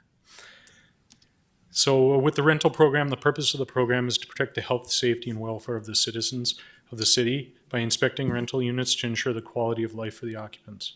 The city began inspections on rental properties over 20 years ago, and the primary focus of the rental program is to ensure compliance with life safety, International Property Maintenance Code, city ordinances, and laws. The inspections currently have 2 full-time and 1 part-time position.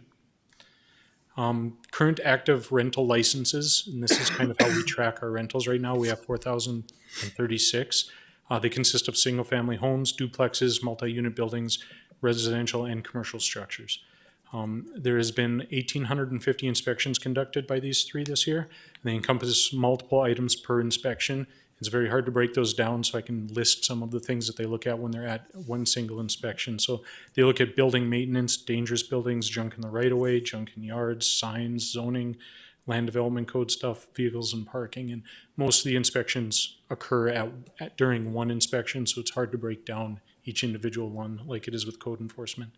They do enforce codes, ordinances, and laws, and we have the 2021 International Property Maintenance Code, the Land Development Code, and they do get into some of the other laws and rules and stuff within the city. The 2021 Property Maintenance Code addresses the exterior junk violations, maintenance and safety of accessory structures, dangerous buildings. The LDC does overcrowding. I'm sorry, that's on the wrong slide. But, they look at things like missing and improper or inoperable smoke detectors, carbon monoxide detectors, improper plumbing, mechanical, electrical, rodent and insect infestation, missing and improper handrails, broken windows, clean and sanitary issues, structural issues, fire prevention, separations, and property egress, among a few of the things that they look at.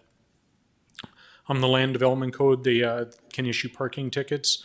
They can look at sign removal, unpermitted uses within structures, occupancy of residences, zoning violations, vehicle parking surfaces, and like we said on the last slide, the overcrowding. So the process for these guys is they have to document all of their actions within the notes, with notes and pictures saved in the inspection system, which is LLAMA. During the inspection, they send the initial request letter to look at a rental unit. They inspect the property. They inform the owner of any violations in writing. They re-inspect the property as soon as the owner has corrected the violations or said they have. If not, they come back about 15 days later and take another look. They send a second notice to the owner of violations that they found.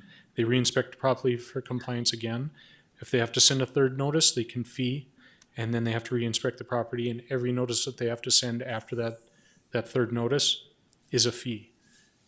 And if they do respond to complaints as well, they contact the property owner to schedule the inspections and basically follow the same steps as they would with any other rental inspection. So the penalties for the rental inspections right now is they get 3 violation letter. After the second re-inspect, it's a $150 fee per inspection until those fees reach about $1,000. Then it's turned over to the city attorney for prosecution. Court ordered junk abatements is also another thing that they handle, and they work closely with the attorneys with those. They look at junk vehicles, so they have to do notice of removal. They have 15 days to remove the vehicle or become compliant when they tow the vehicles on the 16th day. And they also do parking violations, sidewalk parking, front yard parking, improper surfaces. Improper surfaces and front yard parking is something they see more on rentals than you would in any other area. So it's a $20 ticket, which escalates to $25 and then to $70 if left unpaid. And the vehicles can be towed for unpaid tickets. So here's some examples, and I'll let these guys kind of talk about their own examples because they were on site for these, and they all came to great resolve. So with this one, Lynn, go ahead. Kate, bear with me in my voice here. So I was called out by a property owner who had acquired a property through a contract for deed. He purchased the contract for deed from a different owner of that deed. So anyway, it was complicated. But after the tenant had missed one payment, he repossessed and took ownership of the structure. The person had lived in the structure for 8 years. Upon getting to it, we realized that they had completely renovated the house without any permits. They had non-compliant electrical, plumbing, mechanical. They had lived in the house for 8 years without a functioning furnace. They had been heating their home with a space heater.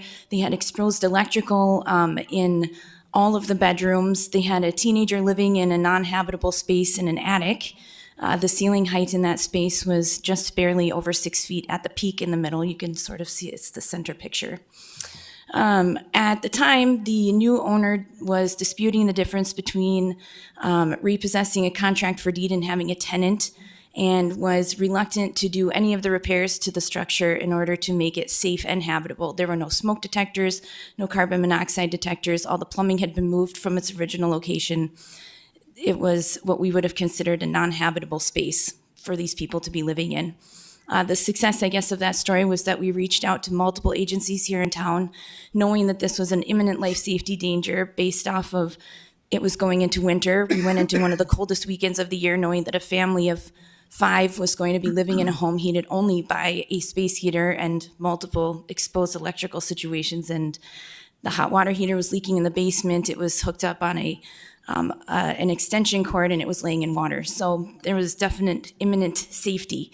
We reached out to Fargo Housing Authority, and they did make some monumental changes in what they would have normally considered the waiting list, and that person has been relocated and is now living in a safe and habitable structure with their family. So, thank you.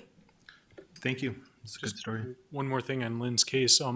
Through their work and stuff, they did influence another department, Fargo Housing Authority. They are rewriting part of their policy to be able to accommodate these things when our inspectors bring them to them. And with that one, we'll go with Isaiah. Hello. So this is a property on 1010 12th Avenue North. On my original inspection on 6/3 of 22, I didn't notice anything with the wall. This is a foundation wall in the basement here. There's a little over a month between the inspections, and between then, they had significant rain and the wall had actually failed. As you can see there on that first picture, I mean, it's bulged out significantly. Daylight showing through those walls, and the wall was, I mean, you could physically touch the wall and move the cinder block. So, I mean, with that, we had posted the building as a dangerous building. The day after the re-inspection, the tenants were vacated shortly after. We did notify the management company and the owner. They took immediate response, and after the building was vacated, you can see the foundation wall was fixed less than a month after we had posted it. I mean, this is probably one of the only cases that I've kind of dealt with being a dangerous building to where there's been immediate action taken with how fast the repairs happened. And the building is still vacant because, with the whole basement foundation wall failure, that actually gave the owner kind of a little bit of a chance to upgrade the units, put new flooring in and do other stuff Because, I mean, the rest of the building, you know, was older, it wasn't in the best shape, but it kind of gave him the opportunity to kind of, you know, in a nice way, kick his tenants out and find new places for them to live, so he could kind of do the necessary repairs to the rest of the structure, so.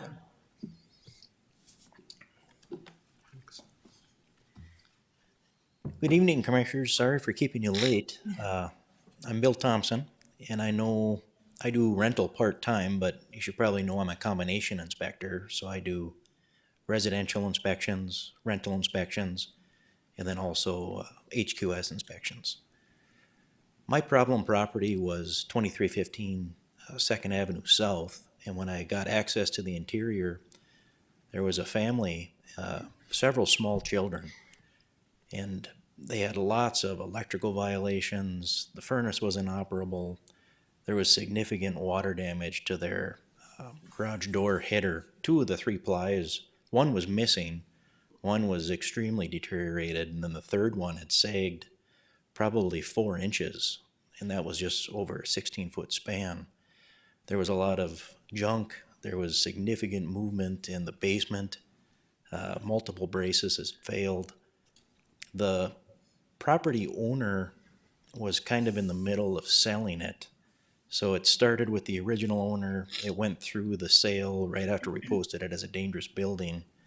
They were pretty cooperative, but unfortunately, after the tenants were had vacated, they attempted to keep it secure, but the squatters just wouldn't stay out of this one. There was repeat complaints, and there was significant amounts of damage that they had done. But with these 3 pictures, it's a pretty good example, well, I guess 4 actually, just what you were dealing with. This was a temporary safeguard that they did for the garage door header, just so the tenants could come back and remove some of their possessions. This was a I-beam that was bracing up their basement, and I think the cause of the failure was there was some overgrowth and shrubs that the tenants had moved, and there was a big crevice on the outside of the basement that just kind of turned into a mud hole, and as soon as it froze, the braces failed. If you look over here, you can see the amount of junk that was stored on the outside, and if you would zoom in, the property actually had a squirrel infestation. They had gotten into the soffit and the roof over the house and the garage soffit had failed because the squirrel nesting material was too much weight for it to take, so the soffits fell out. When you look over at some of the electrical work, they had put in a bathroom basement without a permit. There was unpermitted wiring all over the place, and it seemed like if there was anything electrical, it was disassembled with lots of extension cords and splices, and it wasn't good. But there was a happy ending. So the tenants relocated to a different property owned by a different owner. We proceeded with the dangerous building process all the way up to the end, and the new owners came forward with a signed demolition contract, so that's kind of going to be a win-win. They're going to demolish the property, they'll be able to save some money, they won't be required to do an asbestos abatement or any tree removal. It stayed secure. I haven't had any complaints since, so I'm going to say that that was a success story. Did anybody have any questions? Well, no, thank you for sharing the stories too, and it shows that we get a lot of these comments for these types of houses that end up getting removed, and they call them removal of affordable housing, but the issue here is that affordable housing shouldn't mean unsafe housing, and No. that's really sad that there's people in these situations, and so this is one part of the story. Obviously, they have to go somewhere, so we appreciate you reaching out across departments and I know getting code them- enforcement and rental is very similar. The big difference is we end up getting inside of the properties, and you're going to run into some properties that look pretty good from the outside. Lynn's actually looked pretty good from the outside. You wouldn't have known there was issues. But then when you got inside, you saw what was going on. But that was the main difference between the 2 departments. Sure. I think Rocky and I both sit on the Community Land Trust, and we just acquired 9 of the Sable properties between Fargo and Moorhead. And I've had the honor Hunter, I think I got the well, I've been boarding up the ones in Fargo that are gonna be scheduled for demolition, and I'll tell you what, you can't believe what you see, and these were recently probably lived in too, that some people were either forced to live in because of circumstance, and that these landlords, as long as they were getting a rent check, they let them go. So, I mean, I can see what you're up against. Well, it is a battle, and Oh, one of the things that we're fighting is some property owners are actually threatening tenants. So if they call the city, they're gonna start the eviction process. So the more teeth that we can get in the rental program, Right. the better it's gonna be.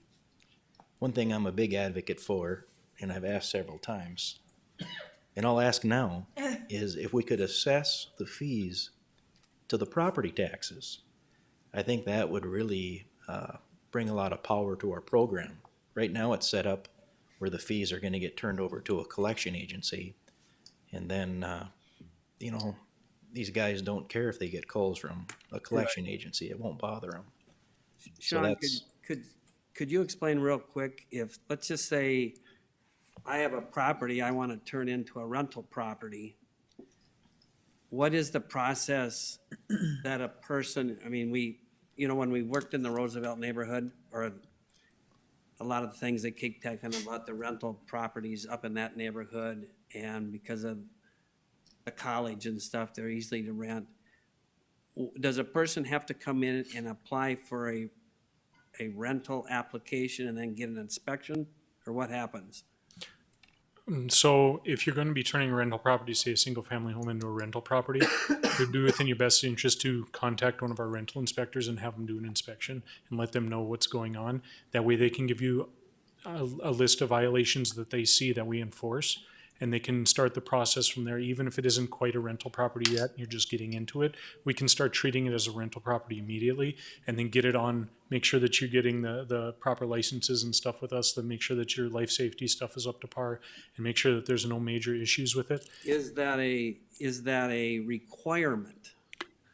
As of right now, because of the ordinances and the way they're written, we feel it's a requirement, but there are other people that do not feel it's a requirement. So we need to go through some rewrites, and that's gonna be the challenges of rewriting the rental ordinance to encompass some of those things, that to ensure that we get into gain access to things and force them into compliance. One of the things having dealt with my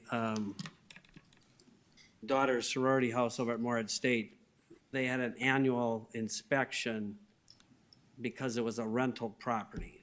I don't know if that program there is different. Initially, I think it was done by the fire department, and then I think it now might be done by the city over in Morehead. So, I mean, I don't know if there's a process like that, or would you like to see something like that? We would love to see something like that with fraternities and sororities, but as of right now, there has been a statement basically issued by the Secretary of State that says we can't go on to school properties, Well, they're not school state properties and stuff. They're not. They're private. Because it's a rental property, but it's not a rental property type of thing. It's kind of a gray area right now. No, but I mean, this in Morehead, it just happens, it's a rental property, and that's how they do it. I mean, I think And down the road, if you have a rental property, I mean, I don't think either a biannual or whatever type of inspection would be yeah, and that's something to maybe strive for. And that's one of the questions we have to answer with our ordinance changes, is how we want to treat those structures. Now, just to let you know, within the state, there are some fraternities and sorority houses that are on Well, I'm not school just talking property. about, we get inspected annually. We have an inspection that we have to, the fire department comes Yes. annually. And I do believe, I'm not 100% sure, I guess, but they may get inspected by the fire department annually anyway. But as far as rental inspections and stuff, that's not an area we've been able to get into yet. We have other areas that are more difficult to deal with. It's more immediate threat Yeah. to people in the city. So sororities and fraternities are something that we've thought about, but we haven't really gone for. They get inspected. Any other questions on this? Or comments? I'd just like to comment that Morehead does have a rental registry. And it's something that I, with the Fargo Neighborhood Coalition, have been working on, making progress in the city of Fargo.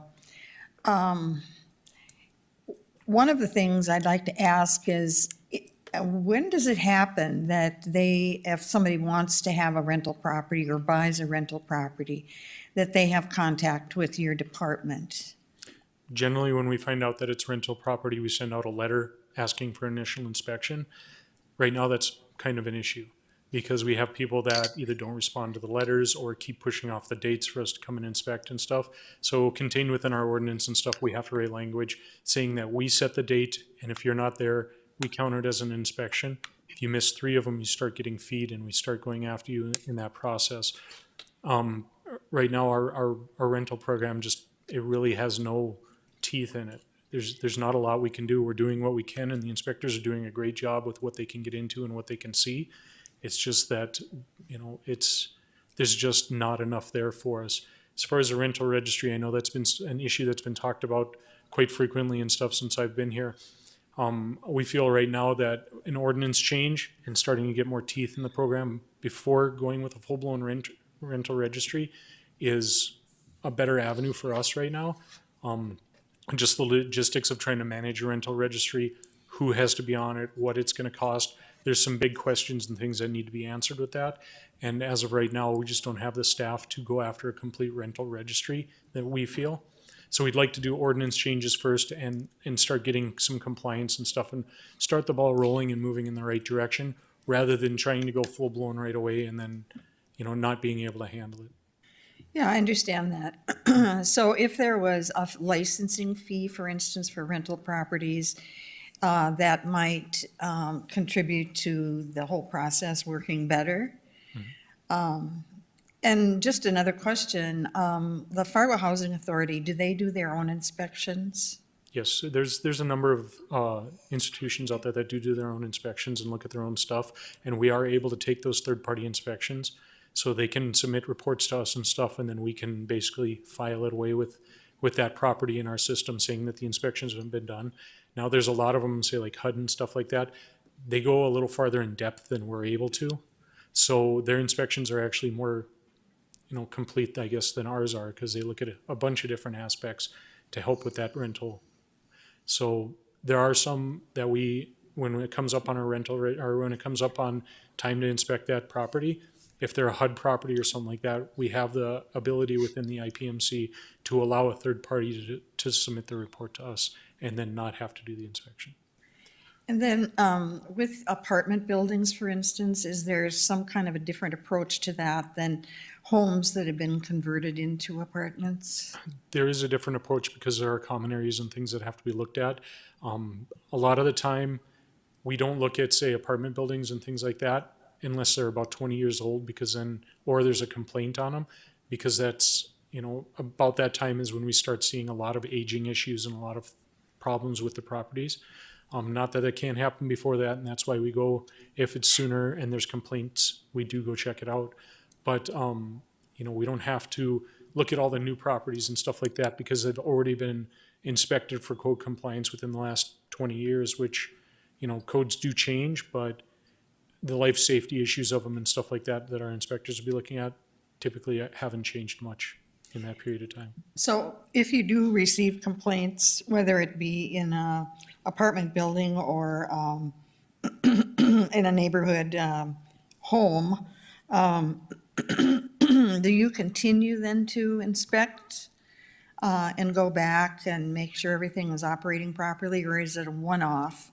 Generally, we put them on kind of a time schedule. So if they get all their corrections done, we give them about 3 more years and then we'll send out another letter to them. Now, if the property's not 20 years old or not, we'll go in there, make sure they make those corrections and stuff, and it may not go back on that list for a 3-year re-inspect. But yeah, generally we're trying to, with the staff and stuff like that, trying to get back to these properties within 3 years. But if there's any kind of code violation, they stick on that property until everything is fixed. Okay, and so where are you in this process of potentially being able to add these fines to property taxes? Well, that's one part of the ordinance that we're proposing to change. But we're working with staff right now. We're going to be reaching out to planning department as well as city attorneys and stuff like that to see what we can do. Lynn did set an appointment with one of the assistant city attorneys next week or the week after. I think it's next week. Next week to start discussing this and start the ball rolling with them to see what they feel we can write into the ordinance and get compliance with. And then we're going to have to reach out to planning staff too, because there's some things that cross over into the LDC with overcrowding and stuff like that that we may need to address. So we need to cross over some other departments, but we've started the ball within our department and we're hoping that it's going to gain momentum soon. And hopefully by spring, we might have something to bring to commission. So the ordinance you are going to be working on over the winter, is that right, in its development? Yes, Oh, great. Yeah, that sounds good. we've And been working on it for a little while now. So. where does this international code come in? The International Property Maintenance Code is the code that we use for code enforcement and rental inspections to basically keep these standards to the homes or to the properties. It's a code that's been adopted by City Commission already. We've gone through it and made some changes here and there, but not anything significant. It's basically just a small life safety code that says you have to have proper things in there and have these minimum standards. So you can find some of the revisions and stuff on the City of Fargo website. Thank you. I'm sorry, one of the things that we do when it comes to rental inspections is that we take these properties that are currently being lived in, that are in that roughly 20-year age. Sometimes they're younger if we do get complaints on them, but we take them from what they were built as, whether it's residential or commercial, and bring them up to current code compliance. So we go through and we look at the locations of the safety features and whether they're in place and if something else needs to be added in order to make it code compliant currently. Well, thank you for being here today and staying later. My personal opinion anyways is that the more work we can give you guys and resources saves, the police department, the fire department, health and human services, all social services. It gets more expensive if your work isn't done. And so we appreciate that. Thank you. Thank you. If I can just say one more thing. The two groups of inspectors that we have here, although you do see some of the things that they do in the paper here and there, are largely, you don't see what they're doing until it's done. And they work very hard at their jobs and we appreciate them very much within our department. And they're great resources. If anybody has any questions or anything, please reach out to the department and speak to these wonderful people because they are excellent at their jobs and I can't say enough good things about them. They've had a huge positive impact on our community. Thank you. And I was just going to say, one of the reasons we invited inspections so you can see all this wonderful work is it is a direct reflection of the core neighborhood plan and some of the work we've been doing over the years to try to connect those pieces. Inspections and planning used to be one department, and through that advocacy of separating into two departments and getting the resources, you can see the 5, 6 additional full-time staff members as they do their day-to-day work makes a huge difference. So we really also are very thankful for their work. All right, our last item, we'll call Dan and Ari up from MetroCog, or just Ari, that's good. Congratulations on your recent promotion as well, it's very exciting. Thank you. Yes. Thank you very much. Okay, so we're going to do a bit of a speed run here of the Red River Greenway study. So Dan and I are here from MetroCog. We've been working on this study with our consultants, Confluence, who I believe are also on the line if there are any additional questions that you have about the study. So to give you a brief overview of the project scope, so this study looks at extending and enhancing the Red River Corridor, which is we're looking specifically at the North Dakota side of the river. We're looking at the shared use paths, trails, parks, open spaces, natural habitats, cultural areas, all along the river, looking to fill in any gaps that might exist, extending the greenway north and south, connecting to any existing or planned facilities. And we also looked to incorporate drains 27 and 53. You can see the map there on the side. This study builds upon past studies that MetroCog has done in the previously, such as we did a Red River Greenway study back in 2008, and Moorhead had their own River Corridor Master Plan in 2014. So this is a kind of similar thing to that Moorhead River Corridor Master Plan, but on the Fargo side of the river. The contents of the report include existing conditions. It includes community vision and goals. We did a lot of outreach to stakeholders as well as public engagement through a number of pop-up events, as well as having an interactive website that people could access and give their feedback. The report also contains a Greenwell Trail Assessment criteria and guidelines, segment alternatives. You can see the 5 segments there on the map as well that were split up. And within those 5 segments, we include proposed connections, facilities, and amenities, and as well as an implementation plan in the report, which gives you an idea of priority, timeframe, trail type, and cost. These are some of the key stakeholders. I won't read them all out, but as you can see, it was very comprehensive in terms of all the people that we reached out to. One thing to note in this list of key stakeholders is we did reach out to the Fargo VA, and we've had some great conversations with them. And it has been mentioned that in the past we've struggled to get the Fargo VA on board with extending the Greenway, and they're very open right now. So as some of the members of our SRC have mentioned, it's this now would be a great time to strike while the iron's hot, I guess. So those are the key stakeholders. We also had a lot of public engagement throughout the process. As I mentioned, we had an interactive website.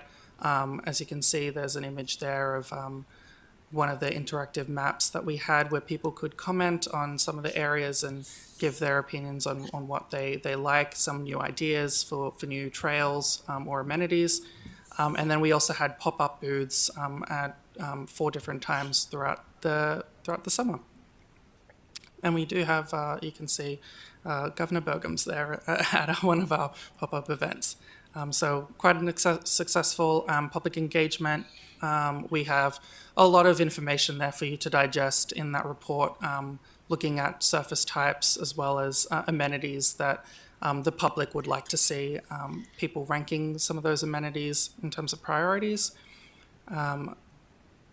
And then distilling that into key goals and objectives, the things that we pulled out of all of our discussions with the stakeholders as well as the public could be distilled into those top 5 priorities that you see there. And then there were also some goals that are in the report. You can see them there: connectivity and access improvement, partnerships, land and environmental stewardship, communication and branding strategy, inclusivity, transportation, safety, and priorities. Also in the report is some assessment criteria, including some design guidelines and trail types. There's a lot of technical information in there if anyone's interested in diving into that. And with that, I'll pass it on to Dan to speak specifically about each segment. Yeah, feel free to take over there. All right, thank you, Ari, and thank you, members of the commission and chair. And so this is kind of small here for you to see, but and kind of tedious, but I'll go through it in a way that's a little easier, and I won't go into too much detail either. But these are all maps from the plan. You can see this in, I believe, chapter 4, like the proposed facilities and also the proposed amenities. And so you'll be able to see it much greater in your plan. And so looking at that middle map there, this is the north segment, segment 1, and this goes from the north part of Fargo to about the 12th Avenue Bridge area. And so some of the proposed facilities, as Ari had mentioned about the VA, there's proposed, when we say facilities, we mean bikeway or walkway, would be a trail there behind the VA and then going north. And we know there's plenty of privately owned property. And once again, this plan is a plan, and there's some visionary segments here.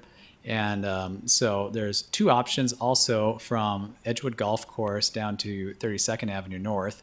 And one would be an on-street option for the time being, and a visionary option going along the river should those property owners choose to agree with that. So those are just some of the highlights there. I will also highlight, it is a little bit hard to see right here, but there's a proposed potential bridge there, but linking North Fargo to M.B. Johnson Park and Moorhead.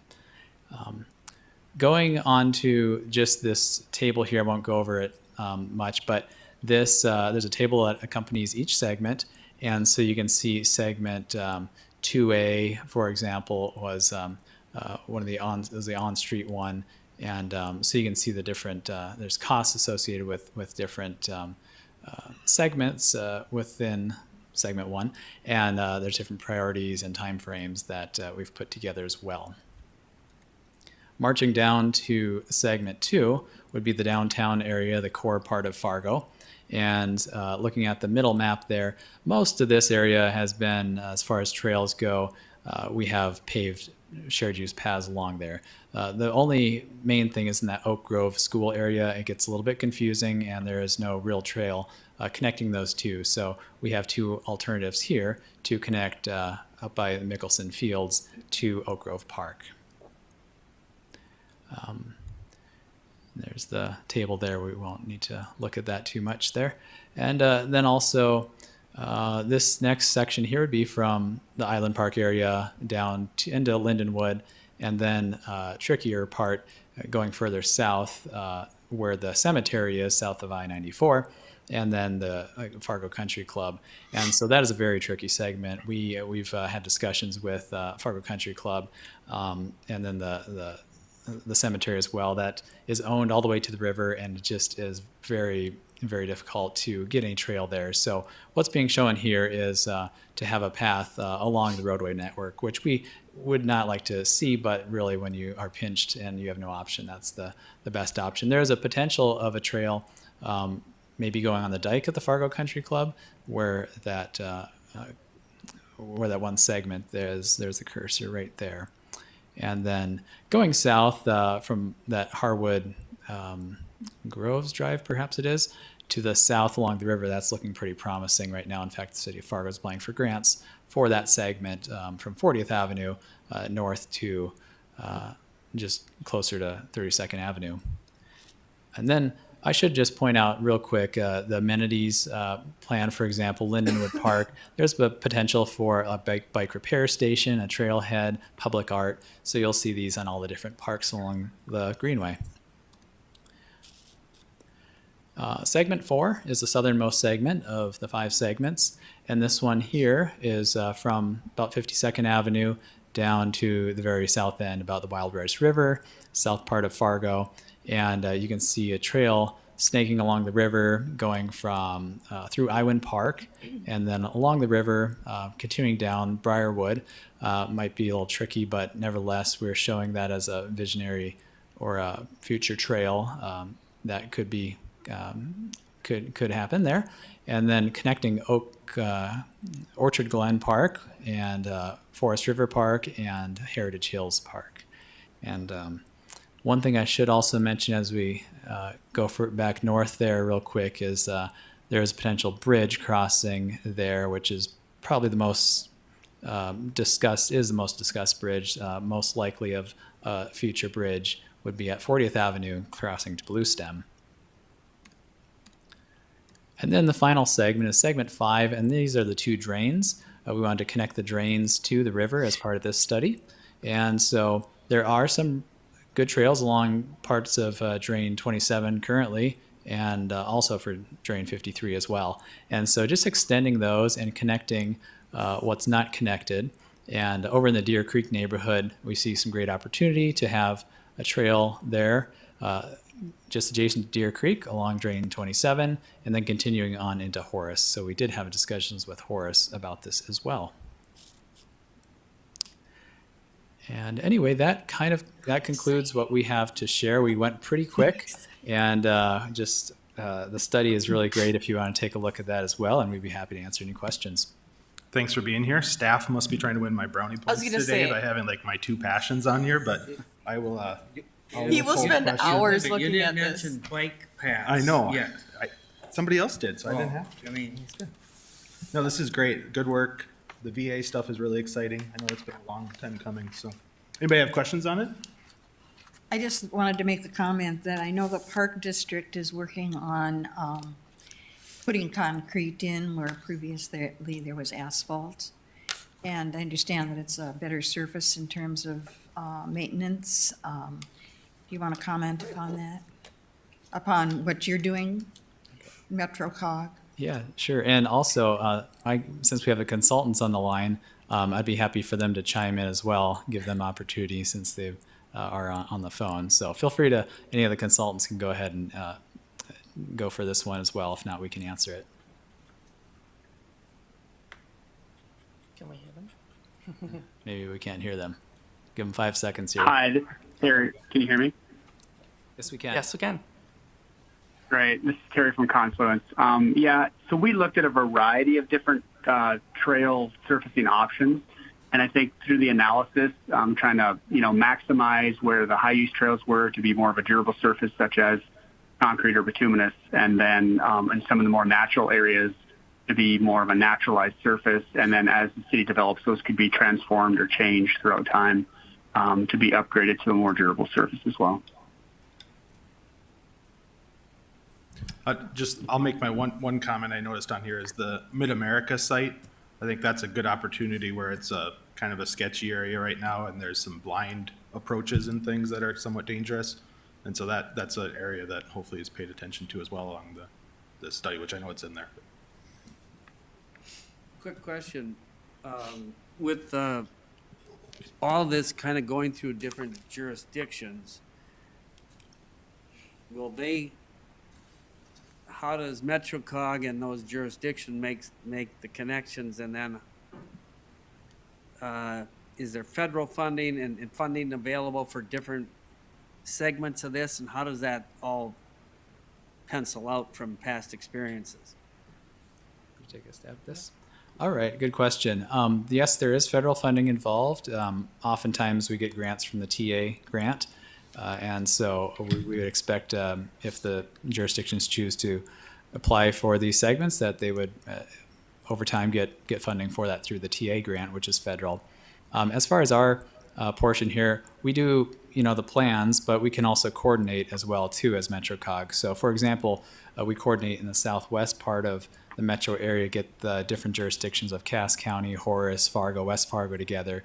I think it's every third month or maybe it's twice a month for roadway projects. So we could do the same as well for things like this, where we could get other entities in the same room together and discuss these projects and the implementation of them. Okay. Tommy? I just want to say I'm really excited. I saw a potential bridge into MB Johnson Park into Moorhead. That's a phenomenal park for mountain biking, and currently you kind of have to drive your mountain bike over there since it's really out of the way. You got to bike onto 12th Avenue North, take that fast-moving road if you want to bike over there. So if there's a quick, easy connection on bike from North Fargo into MB Johnson, that's incredible to me. I wish that the low priority on that one was more high or medium, just because I would use that all the time. I just think it would be a great amenity for North Fargo. But I mean, even if 25% of these segments get filled in the next 5 years or expanded upon, that's a huge improvement. So very exciting. Appreciate all your work. Thank you for presenting today. Thank you. Thank you. Anything? There might be one more slide. Okay. Oh. Happy New Year, everyone. Yeah, Happy New Year. Happy New Year, Good way to 2 end it. hours and 20 minutes. Yeah, we could keep going. Thanks, Rocky. Yeah. We used to go at 8 o'clock. at Yeah, night, you guys so are all don't- newbies over here. Newbies. Staff or anything else for us, or take a motion to adjourn? So move. A second? Second. All in favor, say aye. Aye. Can this Any opposed? We are adjourned.